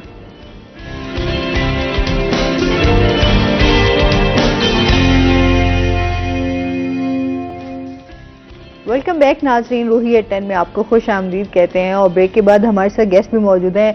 जैसे कि नाज़रीन आप जानते हैं कि कल मैट्रिक का रिजल्ट आया और मैट्रिक के रिजल्ट में जो है वो बहुत सारे स्टूडेंट्स खुश भी हुए जिन्होंने टॉप किया, जिन्होंने अच्छे मार्क्स लिए, और ऐसे बहुत सारे स्टूडेंट्स जो हैं वो थोड़े डिसहार्ट भी हुए कि उन्होंने कम मार्क्स आए। और अच्छा, ये डिपेंड करता है कि जितने आप मेहनत करते हैं उतना आपको उसका फल ज़रूर मिलता है। और स्टडीज़ के हवाले से जो है आज हम जो टॉपर्स हैं यहाँ पे जनूबी पंजाब की हम बात करें, जिन्होंने जो है वो बहुत अच्छे मार्क्स लिए, जिन्होंने टॉप किया, आज एक ऐसी स्टूडेंट हमारे साथ मौजूद है जी, आयशा शौकत हमारे साथ मौजूद है। अस्सलाम वालेकुम, कैसी हैं आप आयशा? ठीक हैं, वेलकम करते हैं अपने शो में आपको। और आयशा ने जो है बहुत अच्छे मार्क्स लिए, 1100 में से उसने जो है वो 1092 मार्क्स इन्होंने लिए, जो कि यहाँ पर ये टॉपर हैं। आज हमारे साथ हैं, इनसे जानेंगे कि कैसे इनकी जो है वो जर्नी रही स्टडीज़ के हवाले से, कितना पढ़ती हैं। एक होता है ना थोड़ा किताबी कीड़ा जो ऐसा इंसान होता है वो बहुत ज़्यादा शौक से पढ़ता है, तो थोड़ी इनसे इनकी स्टडीज़ के हवाले से जानेंगे, टीचर्स के हवाले से बात होगी। और इनके टीचर भी हमारे साथ मौजूद हैं जी, अदनान सुहेल हमारे साथ मौजूद हैं। अस्सलाम वालेकुम, कैसे हैं आप? ठीक ठाक हैं, वेलकम करते हैं अपने शो में आपको। सबसे पहले तो आपसे जानते हैं ना जी जी कि जाहिर सी बात है आपकी स्टूडेंट है और आपकी स्टूडेंट ने टॉप किया, तो आप कैसा फील कर रहे हैं? मैं अल्हम्दुलिल्लाह, ये एजाज हमें हर साल हासिल होता है। सारे हैरान होते हैं कि क्या आप कैसे टेक्निक्स हैं, क्या ऐसे आपके पास जो है ना मेथड्स हैं जो हर साल ही बच्चा आपका टॉप करता है। तो मेहनत सिर्फ हमारा जो एक एम है, एक हमारा जो समझ लें कि एक फैक्टर आज हम बता रहे हो, वो सिर्फ एक मेहनत, उस पर कोई कंप्रोमाइज नहीं करते, सिर्फ और सिर्फ स्टडी पे ही फोकस करवाया जाता है। कोई हम एक्स्ट्रा करिकुलर एक्टिविटीज वो थोड़ी बहुत होती हैं, लेकिन मेन हमारा फोकस यही होता है कि बच्चे को हर चीज आनी चाहिए, उसको बार बार उसकी टेस्टिंग सिस्टम हमारा बहुत अच्छा है। तो वो बहुत मतलब यूनिक है। हम ये नहीं कह सकते कि एक दिन लिया, हमारी जो भी हो, इवन कोई इवेंट है, कुछ है, हमने अपना टेस्ट लेना है इनसे। सही है। इनके जिम्मे लगा होगा, इन्हें पता है। कोई त्यौहार ऐसे पूछ रहे, इसने कितने अपने त्यौहार, अपना फेस्टिवल आते रहते हैं, कोई हमारे फंक्शंस आते रहते हैं, इस बच्ची ने अटेंड नहीं किए। सही, देखिए पढ़ाई के ऊपर फोकस, पढ़ाई के ऊपर फोकस है। अच्छा, सबसे पहले तो आपको बहुत बहुत मुबारक हो ना, आपने इतने अच्छे मार्क्स लिए हैं, टॉप किया आपने, तो कैसी फीलिंग है? बहुत अच्छा लग रहा है। अच्छा लग रहा है। मुझे ये इस कामयाबी से नवाजा है। मैंने इसके लिए बहुत मेहनत की थी। अल्लाह ताला का बहुत शुक्र है कि उसने मेरी मेहनत को जाया नहीं किया। मैंने मतलब मैं बहुत इसके लिए मुझे बहुत उम्मीदें थी कि इंशाल्लाह मेरी आएगी पोजीशन। 9th में मेरे थे 502 नंबर थे और अब 10th में मैंने 1092 नंबर हासिल किए हैं और माशाल्लाह से ओवरऑल मेरी फर्स्ट पोजीशन है पंजाब में। और मेरे वालिदैन भी बहुत खुश हुए थे। पेरेंट्स तो वाकई जब आपके बच्चे अच्छा पढ़ रहे हो ना और अच्छे मार्क्स लेकर आ जाएं तो उनकी खुशी की इंतहा ही नहीं होती। वो ये कहते हैं कि जितना वो, क्योंकि वो खुद मेहनत कर रहे होते हैं अपने बच्चों को पढ़ाने के लिए, उनकी बड़ी स्ट्रगल्स होती हैं, तो जब बच्चे उनकी एक्सपेक्टेशंस पे पूरा उतरते हैं तो वो बच्चे तो खुश होते ही होते हैं। जो पेरेंट्स की खुशी होती है ना, वो देखने लायक होती है। ऐसे ही है जी। अच्छा, तो पढ़ाकू हो, मतलब बहुत ज्यादा पढ़ने वाली हो जी। कोई जैसे आपके टीचर बता रहे हैं कि कोई त्यौहार नहीं, कोई फेस्टिवल एंजॉय नहीं करना, पढ़ाई हो तो फिर पढ़ाई होती है, उसमें कोई कॉम्प्रोमाइज नहीं होता। सही है। फिर पढ़ना है तो फिर पढ़ना है। हाँ, ये तो है। तो बचपन से ही शौक था ऐसे, बस हाँ, किताबों पढ़ने का में तो ही? बचपन से ही शौक है। सही है, अच्छी बात और है। कोई हॉबी नहीं है इस तरह की, और किसी हॉबी का शौक नहीं है। तो बस सिर्फ पढ़ाई। हाँ। तो क्या प्लान्स हैं, क्या सोचा हुआ है, क्या क्या करना इंशाल्लाह मतलब मुस्तकबिल में तो मैं इंशाल्लाह डॉक्टर बनूंगी, इंशाल्लाह आवाम की खिदमत करूंगी। हाँ हाँ, क्योंकि जो आप सल्लल्लाहु अलैहि वसल्लम का भी फरमान है कि जो लोगों के लिए फायदेमंद हो वो अच्छा होता है। तो मैं लोगों की खिदमत करना चाहती हूँ। तो मेरा चलिए, ये यही तो है। बहुत अच्छी सोच भी है और बहुत अच्छा आपने इसको आगे आप लेके भी चलेंगे, जो आपके माशाल्लाह आपकी स्टडीज के हवाले से हैं। अच्छा, टीचर्स का एक बड़ा हाथ होता है, जाहिर सी बात है, बच्चे को लेकर चलना, बच्चे को पढ़ाना, उनके ऊपर फोकस करना। तो टीचर कैसे हैं? अच्छे हैं? डांटते हैं? नहीं, या कोई डांट तो बिल्कुल भी नहीं होती। सब प्यार से पढ़ाते हैं और हमारा टेस्टिंग सिस्टम बहुत अच्छा है। तो हम रोज टेस्ट देते हैं, तो उससे हमारी अच्छी, हमें हमारी मिस्टेक्स बताते हैं, तो बहुत अच्छा पढ़ाते हैं। हम पे बहुत कंसंट्रेशन देते हैं बस। अच्छा, बहुत ज्यादा ये भी पढ़ाने में बहुत बहुत ज्यादा ही पढ़ाते हैं आप। मुझे लगता है कि वो बच्चे जिस तरह आप बता रहे हैं ना, कुछ नहीं करना। अभी हम ब्रेक में बात कर रहे थे कि बच्चे के पास जो है ना, इनका कोई बिल्कुल सादा सी है, कोई बता रही है। तो जाहिर सी बात है, अच्छे से जितना आप टीचर के साथ आपकी कम्युनिकेशन अच्छी होती है, बच्चा उतना ही बहुत सारी चीज़ों में उसके कॉन्सेप्ट जो है वो क्लियर होते हैं। मतलब आप जितना उसको क्लियरली चीज़ों को एक्सप्लेन करेंगे, बताएंगे, तो वो उसको बेहतर समझ आता है। तो ये आपकी स्टूडेंट कैसी है? माशाल्लाह फौरन पिक कर लेती है या थोड़ा? नहीं, पिक करती है फौरन। अच्छा। आप ये देख लें कि एक दफा जो चीज इसको पढ़ा दी जाए, मुझे नहीं याद पड़ता इसने कभी 2 बार आके कहा सर दोबारा तो बताएं। मैं इसे कहता हूँ बेटा कुछ भी कंफ्यूजन है फिर से क्लियर कर लो। वो कहती सर एक दफा आपने पढ़ा दिया हो गया। अच्छा। इतनी माशाल्लाह टैलेंटेड और ओबीडियंट इतनी कि एक दफा कह दिया तो समझ ले इसके नजदीक वो हदीस है मेरी बात कि मैंने कह दिया, उसने कहना डू एंड डाई वाली सिचुएशन मैंने करनी है। सही। एक नंबर भी इसको कहा बेटा नहीं आपका डिडक्ट होगा पेपर में, जैसे कह रहा हूं वैसे करो, वैसे ही है। तो 9th में इसके 75/75 थे, अब 74 है। तो एक नंबर यानी कि 150 में से इसके 149 मार्क्स है इंग्लिश में। अच्छा। या आप ये देखें एक लैंग्वेज सब्जेक्ट में इतने अमूमन आप देखें रेयर होते हैं, नंबर नहीं आते पूरे, 1-2 कट ही जाते हैं। डिफरेंट टाइप ऑफ क्वेश्चंस होते हैं, हर क्वेश्चन की आपको पता है कैटेगरी डिफरेंट होती है, लेकिन ये बच्ची ने जैसे कहा उसको वैसे ही ऑन किया और वैसे रिजल्ट शो किया। नहीं, अच्छी बात है। और फिर वो कहते हैं ना कि आजकल हम जितना देखते हैं कि टीचर्स और स्टूडेंट्स के दरमियान जो है वो कम्युनिकेशन गैप आ चुका हुआ है, उसकी वजह से भी हम देखते हैं हमारी जो एजुकेशन है या हमारे बच्चों के जो स्पेशली मसाइल हैं वो बहुत ज़्यादा बढ़ते जा रहे हैं दिन ब दिन। तो उस हवाले से है कि टीचर्स का अपने स्टूडेंट के साथ जो लाइजोन है वो बड़ा अच्छा होना चाहिए, ताकि जो है आपकी चीज़ें क्लियर हों, आप पढ़ भी सकें, आपका फोकस भी होना चाहिए। तो ये चीज़ें बड़ी अच्छा। मैट्रिक का सबसे होता है डर, खतरा आपको जो है वो मैट्रिक का होता है कि अगर आप मैट्रिक क्लियर कर गए तो फिर आगे आप हो जाएंगे, मैट्रिक में कहीं आप फंस गए तो फिर आप फंसे रहते हैं। ऐसा है? ऐसा ही है बिल्कुल, ये फर्स्ट स्टेप होता है। हाँ। अब देखिए हम इसकी एग्जांपल बच्चों को देते हैं, ये एक बिल्डिंग हम कंस्ट्रक्ट कर रहे हैं, फाउंडेशन उसकी जितनी उसकी जारी बात है वो सॉलिड होगी, जितनी स्ट्रांग होगी तो बिल्डिंग जितनी मर्जी आप ऊपर उसको ले जाएं, उसको उतने अरसा उसकी राइबिलिटी ज्यादा बढ़ जाएगी। तो ये इनको यही सब ये बेस है बेटा, ये इसके ऊपर आप फिर एफएससी डिपेंड करती है, फिर उससे आगे आपका प्रोफेशनल है अगर करियर है तो यही इनको समझाते हैं। इसमें जितने मार्क्स ले लोगे एक हैबिट डेवलप हो जाती है कि मैंने इतना पढ़ना, फिर वो आगे इन्हें काम आती है। एक तो ये चीज, और जितने कॉन्सेप्ट्स इनके अच्छे क्लियर होंगे वो आगे इनको हेल्पफुल होती है। बिल्कुल ऐसे ही है, फर्दर इनको आगे ले जाते हैं। हाँ। अच्छा, सबसे फेवरेट जो सब्जेक्ट है वो कौन सा है? इंग्लिश। इंग्लिश अच्छा है कि मतलब उसको जरा शौक से पढ़ती हो। अच्छा, और इसके अलावा? अच्छी लगती है मतलब। और बस मैथ्स कैसी लगती है? नहीं, मैथ्स अच्छी नहीं लगती। मेरा असल क्वेश्चन ये था कि मैथ्स कैसी लगती है, क्योंकि मैथ्स में जो है ना। नहीं, बिल्कुल भी नहीं अच्छी, मैंने रखी भी नहीं है इसलिए मैथ्स मुझे अच्छी नहीं लगती। अच्छा, तो मैट्रिक में तो मैथ्स तो नहीं, अब फर्स्ट ईयर में नहीं रखी। फर्स्ट ईयर में नहीं रखती है मैट्रिक में, तो उसमें अच्छे मार्क्स आ गए हैं ना? हाँ, तो सही है, ठीक है। अरे मैथ्स बहुत सारे स्टूडेंट्स को मैथ्स में तंगी होती है ना? कुछ बच्चे लाइक जैसा मुझे मैथ्स जो शुरू से नापसंद है वो अभी तक नापसंद ही है। तो मैं हिसाब में बहुत बुरी हूँ वैसे। आप बताएंगे आप कौन सा सब्जेक्ट है इसको पढ़ाते हैं? मैं इंग्लिश ही पढ़ाता हूँ। अच्छा, आप इंग्लिश ही पढ़ाते हैं। इंग्लिश जो है फेवरेट जो है वो जाहिर सी बात है। अच्छा, और बाकी सब्जेक्ट जो है वो बाकी टीचर्स जो है वो पढ़ाते हैं। तो बाकी टीचर्स के साथ कैसा लाइजॉन है? बाकी टीचर्स भी इसी तरह पढ़ाते हैं जिस तरह ये सर पढ़ाते हैं? सारे इस तरह पढ़ाते हैं, सारे टीचर्स बहुत अच्छे हैं, मतलब बहुत कंसंट्रेशन से पढ़ाते हैं कि बच्चों के डांटते तो बिल्कुल भी नहीं है, प्यार से पढ़ाते हैं कि बच्चे को हर चीज समझ आ जाती है, मतलब हमें हर चीज समझ आ जाती है, फौरन आ जाती है। अच्छा, ये बताओ, एक्सपेक्ट कर रही थी कि इतने अच्छे मार्क्स आ जाएंगे, टॉप कर जाओगी? और नहीं, हाँ। ये मतलब इतना तो नहीं कर रही थी मैं कि इतना पंजाब में आ जाएगी मेरी। पंजाब में है वो, मतलब ओवरऑल पंजाब में आप देख लेना। इतना तो नहीं कर रही थी। इतना नहीं कर रही थी, मतलब थोड़ा कर रही थी। हाँ, थोड़ा। तो एकदम से इतना जब एक वो आई तो वो जाहिर सी बात है बंदा थोड़ा यार अच्छा ये कैसे हो गया, तो ऐसा हुआ था कोई? और क्या, सबसे पहले मुझे मेरे नंबर पता लगे थे। हाँ। तो ना ये नहीं पता लगा था कि पोजीशन है, तो मैंने कहा सही है, नंबर अच्छे हैं।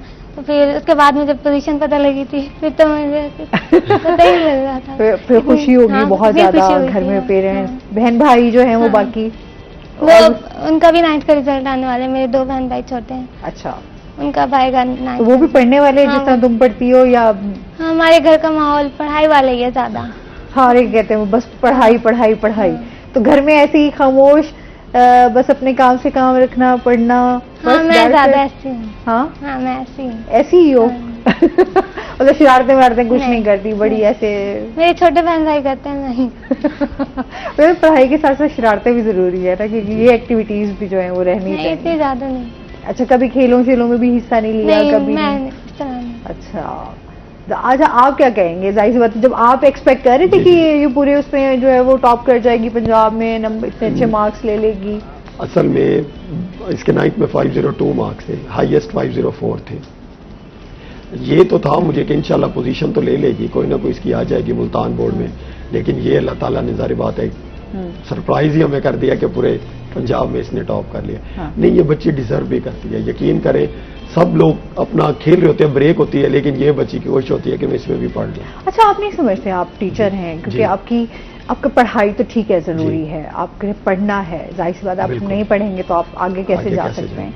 लेकिन उसके साथ साथ आप नहीं समझते कि आपकी फिजिकल एक्टिविटीज भी होनी चाहिए, जी। आपको खेलों में भी हिस्सा लेना चाहिए, बच्चों को इस तरफ एक्टिविटीज जी। की तरफ भी आना चाहिए, ताकि बच्चे एक्टिव रहें। जिस तरह हम आजकल देखते हैं बच्चे पढ़ाकू होते हैं, बट उनके अंदर फिर कॉन्फिडेंस की कहीं ना कहीं कमी रह जाती है, जी। या उस तरीके से उनकी ग्रोथ नहीं हो पाती, या वो जी। ग्रूमिंग नहीं कर पाते जिस तरह उनको जरूरत होती है, जी, कि जी। आने वाले टाइम में उनको हर चीज के लिए प्रिपेयर, क्योंकि अभी कंपटीशन का दौर है। Competition का दौर जितना आप जिस तरह मार्क्स की हम बात कर लें, एजुकेशन की बात कर लें, उसमें दिन ब दिन हम देख रहे हैं कि बच्चों का आगे रुझान जो है वो सिर्फ ये होता है कि किसी तरीके से अच्छी डिग्री ले ली जाए, हाँ जी, अच्छे बिल्कुल। मार्क्स आ जाए, हाँ जी। आप जो है वो टॉप कर जाएं, या टॉप नहीं भी कर सकते, लेकिन आपके अच्छे मार्क्स होने चाहिए। तो इस हवाले से आप क्या कहेंगे? ये चीजें भी तो बिल्कुल। आपको बूस्ट करती हैं, बूस्ट मदद करती है, देती ये हैं। होनी चाहिए इस लेवल पे। असल में हमारी ये समझ लें कि बदकिस्मती है, अनफॉर्चुनेटली कोई इस पे तवज्जो देता ही नहीं।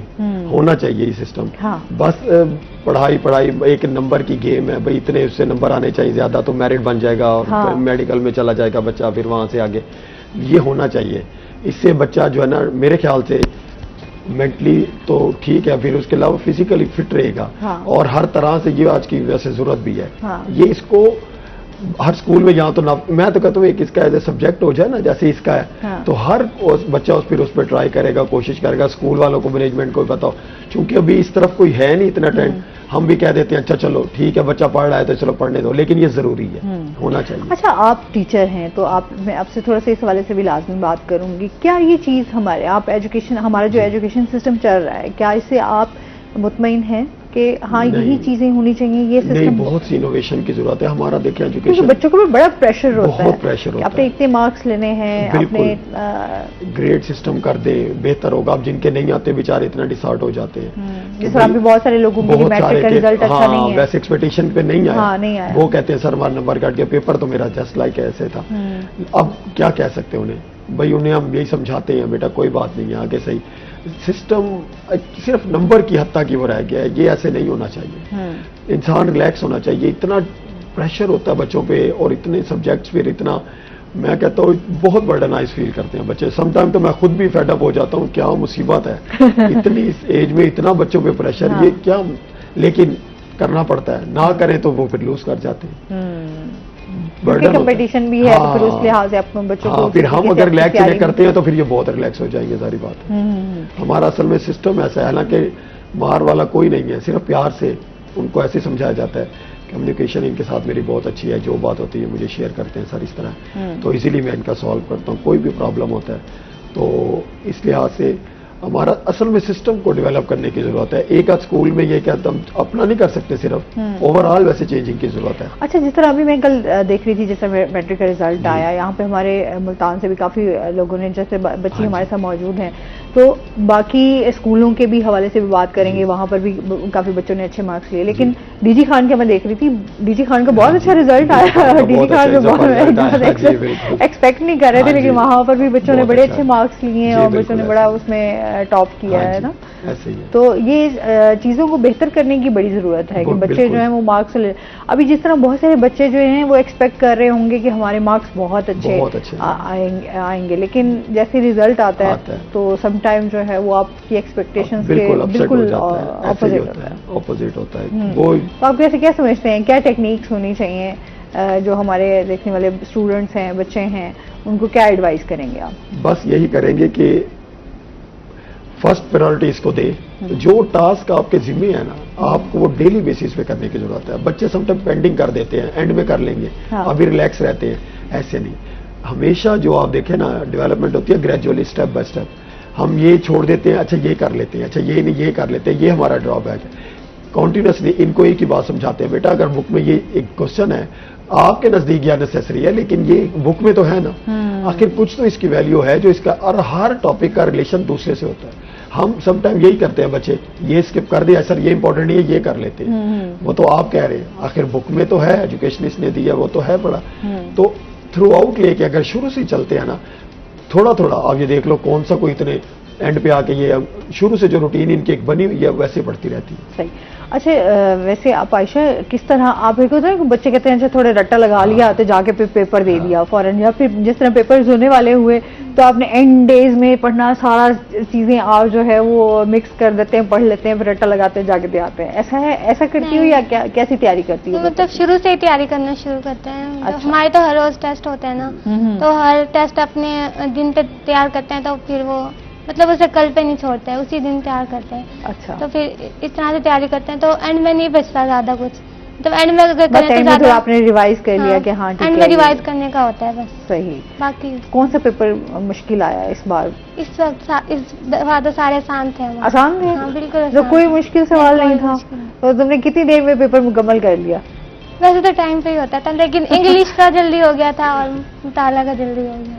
इंग्लिश की तो मुझे लगता है सर आपने बहुत अच्छी तैयारी करा मुझे लगता है इंग्लिश इसने रट ली है, अच्छे तरीके से जहन नशीन कर ली है, ऐसे ही है। अच्छा, होता है ना वो पेपर, अब बहुत सारे स्टूडेंट्स ऐसे होते हैं जो उनको शौक होता है लिखने का, तो वो बहुत ज्यादा लिखते रहते हैं, और कुछ को होता है कि यार मैं ज्यादा से ज्यादा शीट लेता रहूं तो मैं भरता रहूं तो हमें सबसे ज्यादा यार मैंने लिखने में बहुत सारी शीट्स जो है वो मैं ऐसे फिल कर, ऐसा होता है या नहीं? बस ठीक है, मतलब वो शीट तो हमें लिमिटेड मिलती थी ना। हाँ। इस तरह नहीं, मतलब उन्हीं को हम फुल कर देते थे बस। इस तरह नहीं कि जितना भर देना, स्पेस छोड़ देना और शीटें भर देना। ओके, बच्चा बहुत पढ़ रहा है, बहुत लिख रहा है, ऐसे ही है। समटाइम ऐसे वो इंप्रेशन डालने के लिए ना, भाई मैंने इतना लिखा है, इतना शीटें फिल कर दी, एक्स्ट्रा भी लगा दी है, लेकिन इससे कोई फर्क नहीं पड़ता। जिसने पेपर पढ़ के चेक करना है उसको वैसी क्वालिटी का पता चल जाता है। हाँ। देखने से ही। अच्छा, हमारे यहाँ क्योंकि ये चीजें बड़ी मैटर करती हैं कि राइटिंग आपकी बहुत अच्छी होनी चाहिए। अच्छा, आपका आप इतने एक्सप्लेन मत करें चीजों को, आप टू द पॉइंट भी अगर वो बात लिख देते हैं तो वो अगर अगले बंदे को समझ आ गई है, टीचर को समझ आ गई है, तो वो उसके मार्क्स हैं। डेफिनेटली ये चीज बहुत इसमें अकाउंट करती है, इसीलिए हम शुरू में इन पे वर्क करते हैं प्रेजेंटेशन पे। बेटा, how to attempt your paper, paper को अटेम्प्ट कैसे करना है, ये it's not knowledge of vomiting के भैया आपने वहां पर ऐसे बस जो कुछ आता लिख, उसका एक स्टाइल है, उसका एक मेथड है। हर चीज एग्जामिनर ऐसे पेपर देखे उसको क्लियर हो जाए। सारी बात है, जितना उसे कंफ्यूज आप करेंगी वो भी तो नंबर वैसे ही देगा।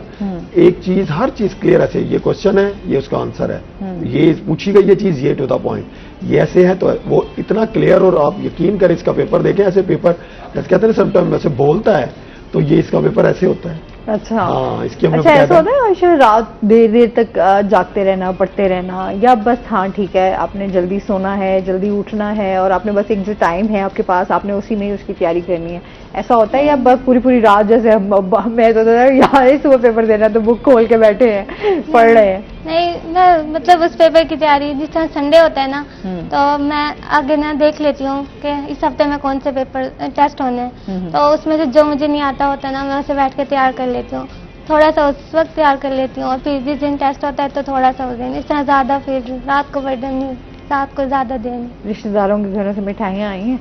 ये बताओ। अभी तो कॉल्स आ रही हैं, मुबारकबाद। अभी तो कॉल्स आ रही हैं। अच्छा, दो आपके फ्रेंड्स वगैरह भी आपकी होंगी, तो उनको कैसा फील हो रहा है? वो भी जाहिर सी बात है एक्सपेक्ट कर रही थी, वो उनके अच्छे मार्क्स आए हैं नहीं? आए हैं, उनके भी अच्छे मार्क्स आए हैं, मतलब टॉप आपने कर लिया है। सही, अच्छी बात है। अगर जितना आप चीज़ों को फोकस करेंगे, जितनी आप मेहनत करेंगे, जिस तरह बात मैंने की थी, आप जितनी मेहनत करते हैं उसका फल आपको जरूर मिलता है।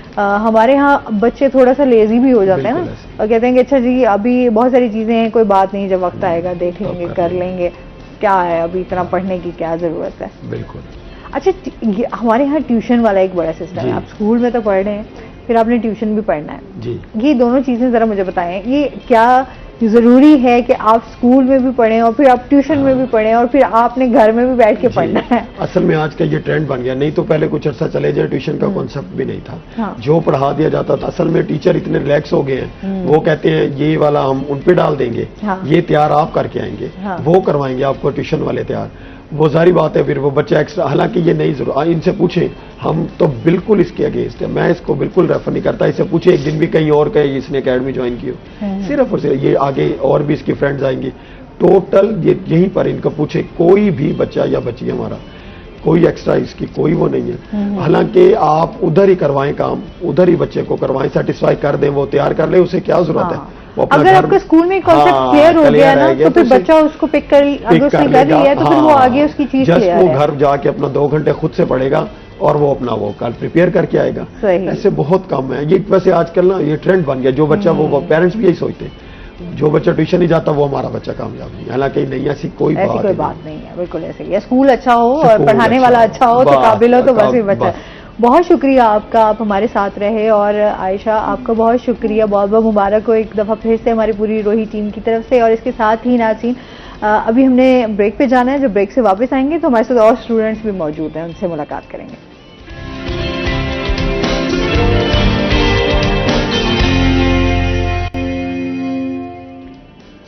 वेलकम बैक नाज़रीन, रोही ए10 में आपको खुश आमदीद कहते हैं। और ब्रेक के बाद जो है हमारे साथ मौजूद हैं जशफा अरशद। अस्सलाम वालेकुम, कैसी हैं आप? ठीक हैं जी, मैं वेलकम कहते हैं अपने शो में आपको और बहुत बहुत मुबारक हो आपको। Thank you. और इसके साथ ही जो दूसरी स्टूडेंट है हमारे साथ वो हैं जी अबीरा माहीन, हमारे साथ मौजूद हैं। अस्सलाम वालेकुम, कैसी हैं आप? ठीक हैं, वेलकम कहते हैं अपने शो में आपको। आपको माइक लगा हुआ है ना? जी ठीक है। जिस तरह हम बात कर रहे थे कि टॉपर्स हैं बच्चे, तो आज हमारे साथ मौजूद हैं, तो कैसा फीलिंग थी ये बताओ कि मार्क्स की, क्योंकि इनके मार्क्स जो हैं वो 1087 हैं और अबीरा के जो हैं वो 1088 हैं आउट ऑफ 1100। तो कैसा फीलिंग करी? अल्हम्दुलिल्लाह बहुत ज़्यादा अच्छी फीलिंग्स थी और एक्सपेक्टेशंस भी अच्छे मार्क्स की थी, क्योंकि हम मेहनत बहुत की थी हमने और बहुत ज़्यादा पढ़ाई की थी हैं। हर चीज़ पे कॉम्प्रोमाइज़ करते थे, तो रिजल्ट तो हमें अब चाहिए ही था। तो बस मिला, सब खुश हुए। अल्लाह ताला का बहुत ज़्यादा शुक्र है, पेरेंट्स की दुआएं और सबसे ज़्यादा हमारे टीचर्स। और जिस मतलब कि मैं स्कूल से ताल्लुक़ रखती हूँ, Muslim group of schools and colleges, उनका भी बहुत ज़्यादा एहसान है हम पर। वो हमारे साथ बहुत कोऑपरेशन करते हैं, हम भी उनके साथ बहुत अच्छे तरीके से पढ़ाया जाता है हम लोगों को। तो आपका वैसे फेवरेट सब्जेक्ट कौन सा? बायो। बायो सब बड़ा, वैसे तुमने मुश्किल सब्जेक्ट चुना है। तो फिर बायो कैसी लगती है? इजी लगती है? जी बहुत अच्छी लगती है। और उसमें कितने मार्क्स आए? पूरे मार्क्स आए? 9th में भी 10th में भी। वाह वाह, क्या बात है, ये तो फिर बहुत अच्छी बात है। वो कहते हैं ना, आपका जिस चीज़ में ज़्यादा इंटरेस्ट हो, ज़्यादा आपका फोकस हो, आप उस चीज़ को बहुत अच्छे से करते हैं, ऐसे ही है जी? ठीक है। अबीरा से भी जानते हैं, अबीरा कैसा फील कर रही हैं? अल्हम्दुलिल्लाह बहुत अच्छा फीलिंग आ रही थी। मतलब इतनी ज़्यादा एक्सपेक्टेशन नहीं थी मेरी, लेकिन अच्छी पोजीशन आई। 9th में मेरे 496 है अनफॉर्चुनेटली, बट 10th में मेरे 502 मार्क्स है और हाईएस्ट मार्क्स हैं ये मेरे 502 सबसे ज़्यादा। और ये सबसे ज़्यादा मतलब मेरे टीचर्स की वजह से है, उन्होंने इतना कोऑपरेशन किया हमारे साथ। Muslim group of schools and colleges इतना अच्छा सिस्टम है और हमारा कम्युनिकेशन बहुत अच्छा है अपने टीचर्स के साथ, बहुत अच्छा वो हमें पढ़ाते हैं। और मेरे पेरेंट्स, उनकी दुआएं हैं, मेरे बाबा, मतलब सब बहुत अच्छा है। तो अच्छा, खुद भी इतना एक्सपेक्ट नहीं कर रही थी, तो पेरेंट्स कितना एक्सपेक्ट कर रहे थे? वो भी बहुत ज़्यादा, मतलब उनको थी एक्सपेक्टेशन मुझसे। मतलब मैं बहुत ज़्यादा मेहनत करती थी ना, और मेहनत मैंने बहुत ज़्यादा की थी 10th में आके। अच्छा, तो मतलब उसमें तुमने दिन रात पढ़ाई की जी। और उसके अच्छा, फिर जब आप पढ़ते हैं बहुत ज़्यादा तो जाहिर सी बात है आपका ये होता है कि एक्सपेक्टेशंस भी आपकी बढ़ जाती हैं कि आप इतनी अच्छी तैयारी कर रहे हैं, इतना अच्छा पढ़ रहे हैं, तो आप कहते हैं यार मेरे मार्क्स इतने अच्छे हैं। कभी ऐसा हुआ है कि बहुत अच्छा पढ़ रहे हो, बहुत अच्छा आपने सोचा हुआ कि यार मेरा ये पेपर बहुत अच्छा हुआ है, मुझे इसमें फुल मेरे मार्क्स आएंगे, लेकिन अभी जो रिजल्ट आया उसमें ऐसा फील हुआ? नहीं, बहुत अच्छे, सब में बहुत अच्छे मार्क्स, सब में बहुत अच्छे मार्क्स आए। आपका वैसे कौन सा फेवरेट सब्जेक्ट है? फिजिक्स। तो फिजिक्स में आपके अच्छे मार्क्स आए हैं जी? जैसे इनके फुल आए आपके भी फुल आए हैं। चले, ये तो अच्छी बात है। तो जाहिर सी बात है, क्योंकि पढ़ाई के अलावा आप क्या समझती हैं, किस तरह आप किस तरह पढ़ती हैं? मतलब ये होता है कि थोड़ा ठीक है हर टेस्ट में भी, या थोड़ा बंदा कहता अच्छा यार कल कर लूंगी, रिलैक्स होकर पढ़ती हूँ, कोई प्रेशर नहीं लेना, कोई टेंशन नहीं लेनी। और आप? यशवा? जैसे हमारा डेली टेस्ट सिस्टम है तो हम टेस्ट तो डेली के डेली तैयार कर लेते हैं। इससे ज़्यादा जो लेक्चर्स होते हैं वो हम क्लास में समझ लेते हैं। फिर हम मतलब इतना नहीं है कि पूरा दिन पढ़ते रहें, साथ में दूसरी एक्टिविटीज़ भी हो जाती हैं, थोड़ा रेस्ट होता है, बस इतनी अच्छा, टाइम आप टेस्ट अच्छा सा हो जाता है। कभी ऐसे डांट पड़ी हो बहुत ज्यादा, अगर टेस्ट अच्छा नहीं हुआ तो तैयारी ना हो? नहीं, तैयारी करते हैं, फिर भी कभी टेस्ट अच्छा नहीं हो जाता, डेली जो होता है टेस्ट। हाँ फिर अच्छा, क्योंकि आपके डेली टेस्ट हो रहा होता है तो फिर आपका आप एक्टिव रहते हैं। Yes. अच्छा, अभी आपने अभी एक टेस्ट से दे के फ्री हुए हो तो अच्छा आप कहते हैं यार अच्छा अब दूसरा टेस्ट भी है आपने तो तमाम सब्जेक्ट के टेस्ट जो हैं वो आपके डेली होते हैं? जी नहीं, वीकली टेस्ट होता है ना, हर सब्जेक्ट का एक दिन फिक्स है। अच्छा, तो जाहिर सी बात है क्योंकि आपका बर्डन भी तो होता है ना, अगर एक ही दिन में सारे आपके टेस्ट होने लग जाए तो बंदा परेशान ही हो जाए कि एक दिन में कितने आपको टेस्ट देने पड़ जाए हैं। हाँ जी। अच्छा, तो घर वालों की तरफ से अभी क्या घर वाले तो feelings बहुत हैं? ज़्यादा एक्सपेक्टेशंस रखते थे मुझसे, और मुझे भी थी, अल्लाह ताला मतलब हेल्प करेंगे मेरी। जाहिर सी बात है जब हमने एफर्ट की है बहुत ज़्यादा, फिर लेकिन अभी अल्हम्दुलिल्लाह मेरे 9th में 501 मार्क्स थे और 10th में मेरे 1087 आए हैं, तो मतलब हैप्पी हैं सब। हैप्पी हैं सब? जी। अच्छा, तो खेलों में क्या है, कोई एक्टिविटीज हैं, कोई हिस्सा लेती हैं, पार्टिसिपेट करती हैं या नहीं? जी, या sports सिर्फ जब आप होगा। जैसे आयशा का फोकस सिर्फ पढ़ाई पे, तो आपका किस तरह है कि जस्ट फोकस पढ़ाई पे ही है?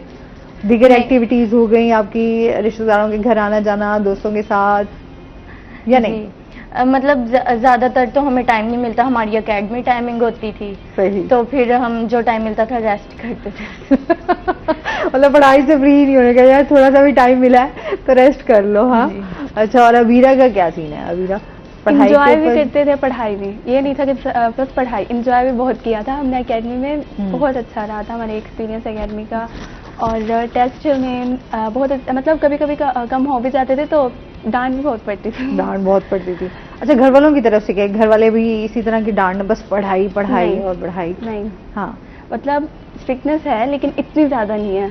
ठीक है। मतलब मार्क्स अच्छे आने चाहिए, लेकिन मतलब वो ना हमसे, मैं आपको क्या मतलब घर वाले कहते हैं रिलैक्स होके पढ़ो, relax कोई होके। टेंशन नहीं है, जी। बस अच्छे Marks मार्क्स अच्छे आने आने चाहिए। चाहिए। हाँ। हाँ, मतलब वो एक होता है ना पेरेंट्स की तरफ से थोड़ा सा दबाव होता है, जैसे टीचर्स की तरफ भी होता है कि नहीं टॉप करना है तो इतने मार्क्स इतना लेने हैं। टीचर्स की तरफ से इतना प्रेशर नहीं होता, और ना घर वालों की तरफ से, मतलब relax। टीचर्स स्ट्रिक्टनेस करते हैं लेकिन ये प्रेशर नहीं होता कि आपने टॉप ही करना है, मार्क्स अच्छे आने चाहिए। तो अबीरा घर में कैसी है, पढ़ाकू, शरारती, क्या करती रहती है?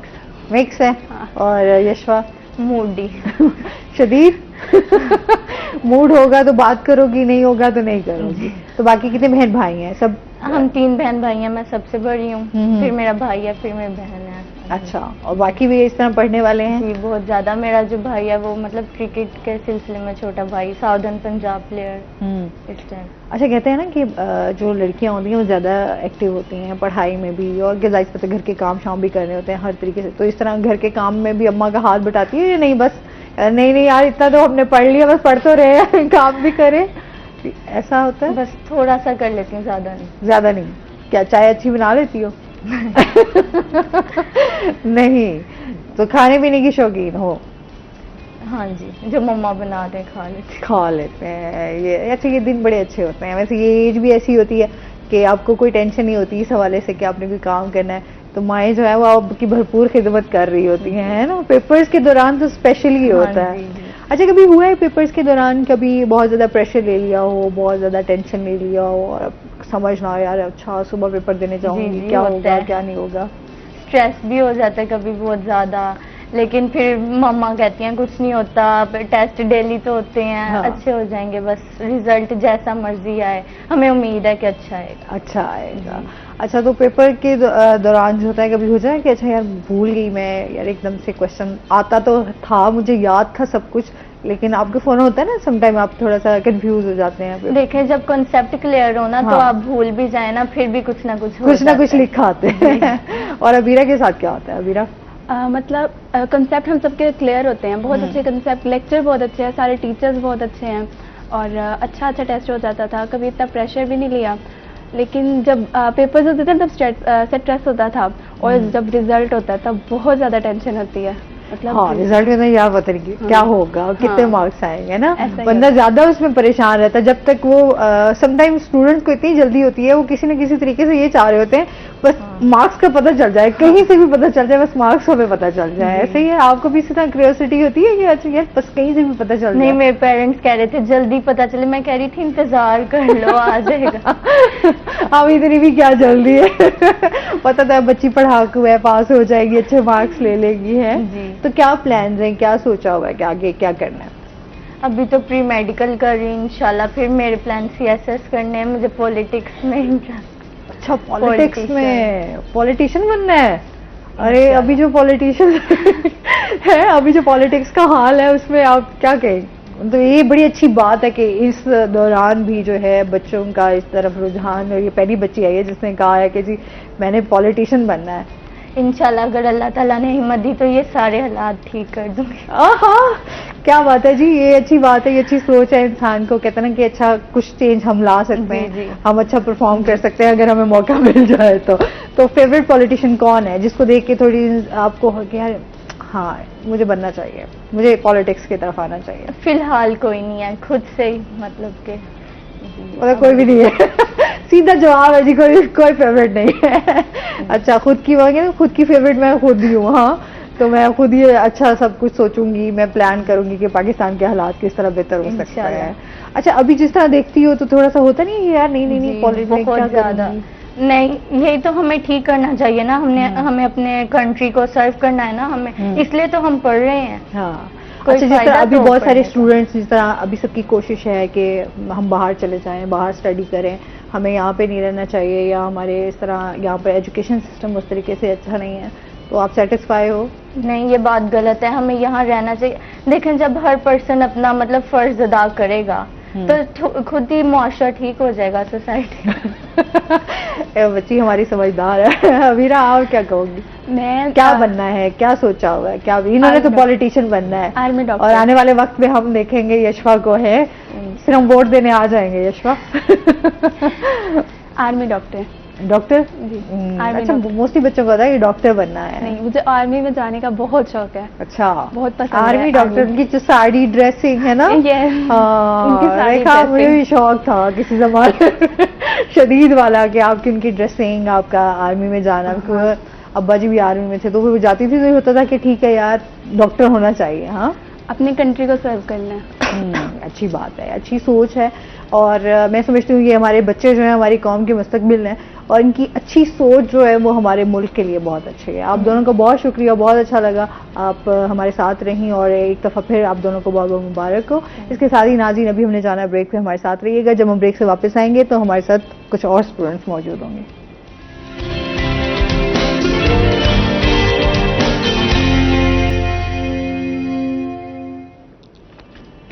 वेलकम बैक नाजरीन, रोही एट 10 में आपको खुश आमदीद कहते हैं। और ब्रेक के बाद जी हमारे साथ स्टूडेंट हैं इस टाइम बॉयज़, और जो सबसे पहले हमारे साथ मौजूद हैं वो हैं जी वलीद बिन अमजद, हमारे साथ मौजूद हैं, और इनके जो मार्क्स हैं वो आपको बता देंगे। 1082 हैं आउट ऑफ 1100। अस्सलाम वालेकुम, कैसे हैं आप? ठीक है, वेलकम करते हैं अपने शो में आपको। Thank you very much. और इसके साथ ही हमारे साथ जो दूसरे हैं वो अब्दुल्ला यूसुफ हमारे साथ मौजूद हैं। इनके मार्क्स बता दूं आपको, 1083 हैं आउट ऑफ 1100।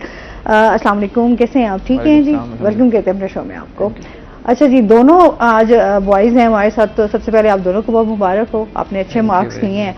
तो सबसे पहले तो जो है आपसे जानते हैं ना वलीद, कैसी एक्सपेक्टेशंस थी, क्या सोचा हुआ था, कितने मार्क्स आ जाएंगे, या इससे कम आएंगे या इससे ज़्यादा आएंगे? मेरी जितनी एक्सपेक्टेशंस थी वो ये था कि 1080 या 85 प्लस ही होंगे मेरे, लेकिन फिर भी एक डर सा था कि हो सकता है कि 1085 से कुछ कम नंबर्स आ जाएं। अच्छा, मतलब सोचा हुआ इतना ही था? सोचा हुआ भी इतना ही था। अच्छा, लेकिन फिर अल्लाह पर भी यकीन था, और बहुत दुआ की थी अल्लाह ताला से, अपनी मेहनत से ज़्यादा अपने बड़ों की दुआओं पर यकीन था, अल्लाह ताला के ऊपर यकीन था, पढ़ा कि इंशाल्लाह बहुत अच्छा रिजल्ट आएगा। हाँ जी। तो जब रिजल्ट आया तो फिर पेरेंट्स की तरफ से कैसा था? पेरेंट्स खुश हैं? पेरेंट्स तो बहुत खुश थे। मैंने सोच रखा था कि अगर मैं 1085 से एक नंबर भी कम आया ना तो फिर मैं रोऊंगा, लेकिन फिर जब मुझे पता चला 1082 है, फिर मैं सोच रहा था कि मुझे रोना चाहिए यार। लेकिन फिर मैं रो नहीं सकता, ये बड़ा इंटरेस्टिंग, रोना ही नहीं आ रहा था। हाँ? मतलब कि बहुत ज़्यादा दिल ही दिल में खुश था, लेकिन मैं चाह रहा था कि मुझे रोना आए, लेकिन रो नहीं रहा था मैं।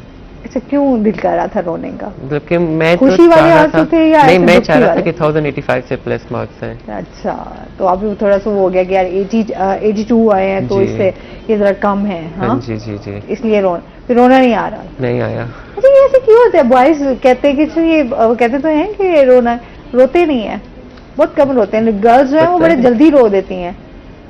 वो उनका भी एक अलग हिसाब होता है, हमारा एक अलग हिसाब है। वो फीमेल है, हम मेल हैं, तो फिर वो ज्यादा इमोशनल होती हैं। वो ज्यादा इमोशनल होती हैं। हाँ जी। अच्छा, अब्दुल्ला से जानते हैं। अब्दुल्ला, आप अपने मार्क्स के हवाले से हमें बताएं, क्या एक्सपेक्ट कर रहे थे? मैं एक्सपेक्ट कर रहा था कि 85 से ज़्यादा होने चाहिए थे, 86 87, लेकिन जब पता चला 83 हैं तो काफ़ी डिसहार्ट हुआ था मैं। लेकिन जब पता चला कि अपने स्कूल में, अपनी क्लास में सबसे हाईएस्ट मार्क्स मेरे थे, तो मैं थोड़ा ठीक था। उसके बाद स्कूल आए हैं और इससे मेरे घर वाले भी काफ़ी खुश थे और मैं अब सेटिस्फाइड हूँ नंबर से। आप सेटिस्फाई हैं? और पेरेंट्स की तरफ से? वो बहुत खुश थे क्योंकि फैमिली में सबसे ज़्यादा नंबर मेरे थे अब तक के। तो फिर आपका कौन सा सब्जेक्ट जो है वो फेवरेट था? मेरा फेवरेट उर्दू। उर्दू? अच्छा, और उर्दू में कितने मार्क्स लिए आपने? मेरे तकरीबन सारे नंबर उर्दू में कम है, सारे। अच्छा, क्या बात है। और आपके वलीद? मेरा फेवरेट सब्जेक्ट तो वैसे मैथमेटिक्स है, लेकिन फिजिक्स में मेरे 3 मार्क्स कम है, तो उसी वजह से रिजल्ट थोड़ा सा डाउन हुआ। अच्छा, और टीचर्स के साथ आपका कैसा लगा? टीचर सारे बहुत अच्छे हैं, टीचर्स होते ही बहुत अच्छे हैं। मतलब कि वो हमें तो आगे पहुंचा लेते हैं, लेकिन वो खुद वहीं पर ही रह जाते हैं। उन्होंने आगे हम जैसे बच्चे उन्होंने पालने होते हैं और उन्होंने बड़ा करना होता है, और मतलब कि टीचर्स को असल क्रेडिट जाता है। ये जाहिर सी बात है कि आपके पास आपके साथ टीचर्स जो हैं वो आपको अच्छा पढ़ाएंगे, आप भी अगर पिक करने वाले अच्छे हैं तो फिर आप आगे तरक्की करते हैं। जी। अच्छा, ऐसा क्यों है कि हमने ये देखा कि माशाल्लाह जो हम अब से पहले आप बच्चियां मेरे साथ मौजूद थी, माशाल्लाह बहुत अच्छे मार्क्स लिए, तो लड़के हमेशा जो है वो कम मार्क्स क्यों लेते हैं? नहीं, हमारा बहुत कम ऐसे मैंने बच्चे देखे हैं जो लड़कियां माशाल्लाह बड़ी टॉप करती हैं।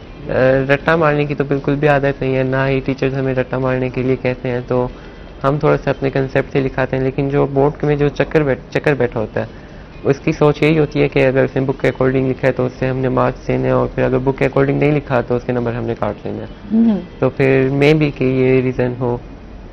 अच्छा, आपने ये रीजन ली है, और आप क्या रीजन देंगे? तकरीबन यही वाली है, लेकिन मैं ये कहता हूँ कि जिस तरह हमारा ड्यूरेशन होता है क्लास का, जिस तरह 10th क्लास है वो काफ़ी शॉर्ट होता है। उसमें जो गर्ल्स आपने कहा, वो उनकी कोशिश होती है कि वो ज़्यादा से ज़्यादा ट्राई करें कि बुक में जो लिखा है वो क्या लिखा है उसे याद करें और पेपर में लिखाएं। जो एग्जामिनर है वो बुक के मुताबिक से करेगा।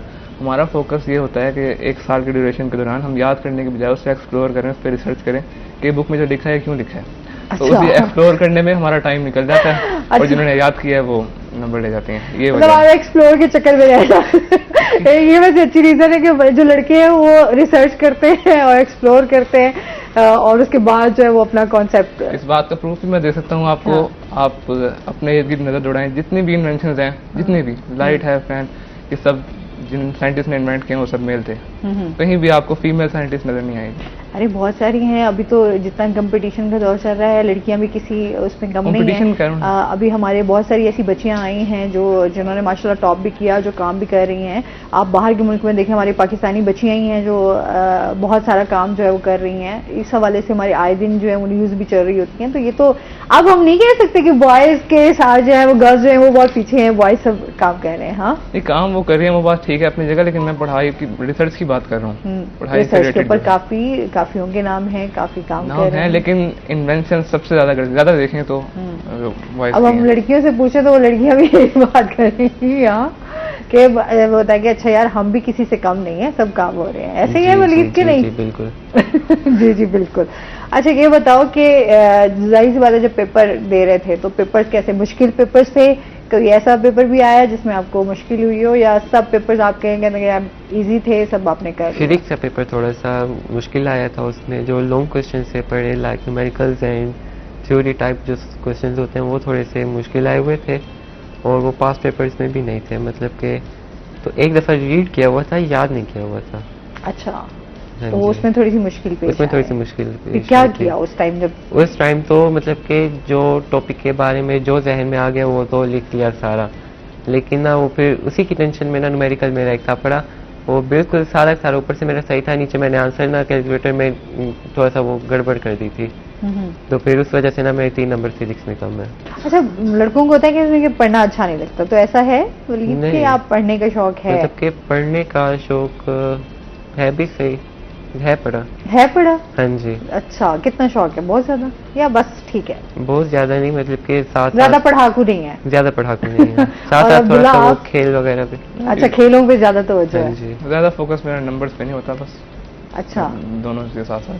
अच्छा, आप जिस तरह एक्टिविटीज हैं आपकी खेलों की, स्पोर्ट्स के हवाले से, उधर भी आपकी एक्टिविटीज रहती हैं? क्योंकि बॉयज को क्रिकेट का बहुत शौक है, आपको भी? दोनों को?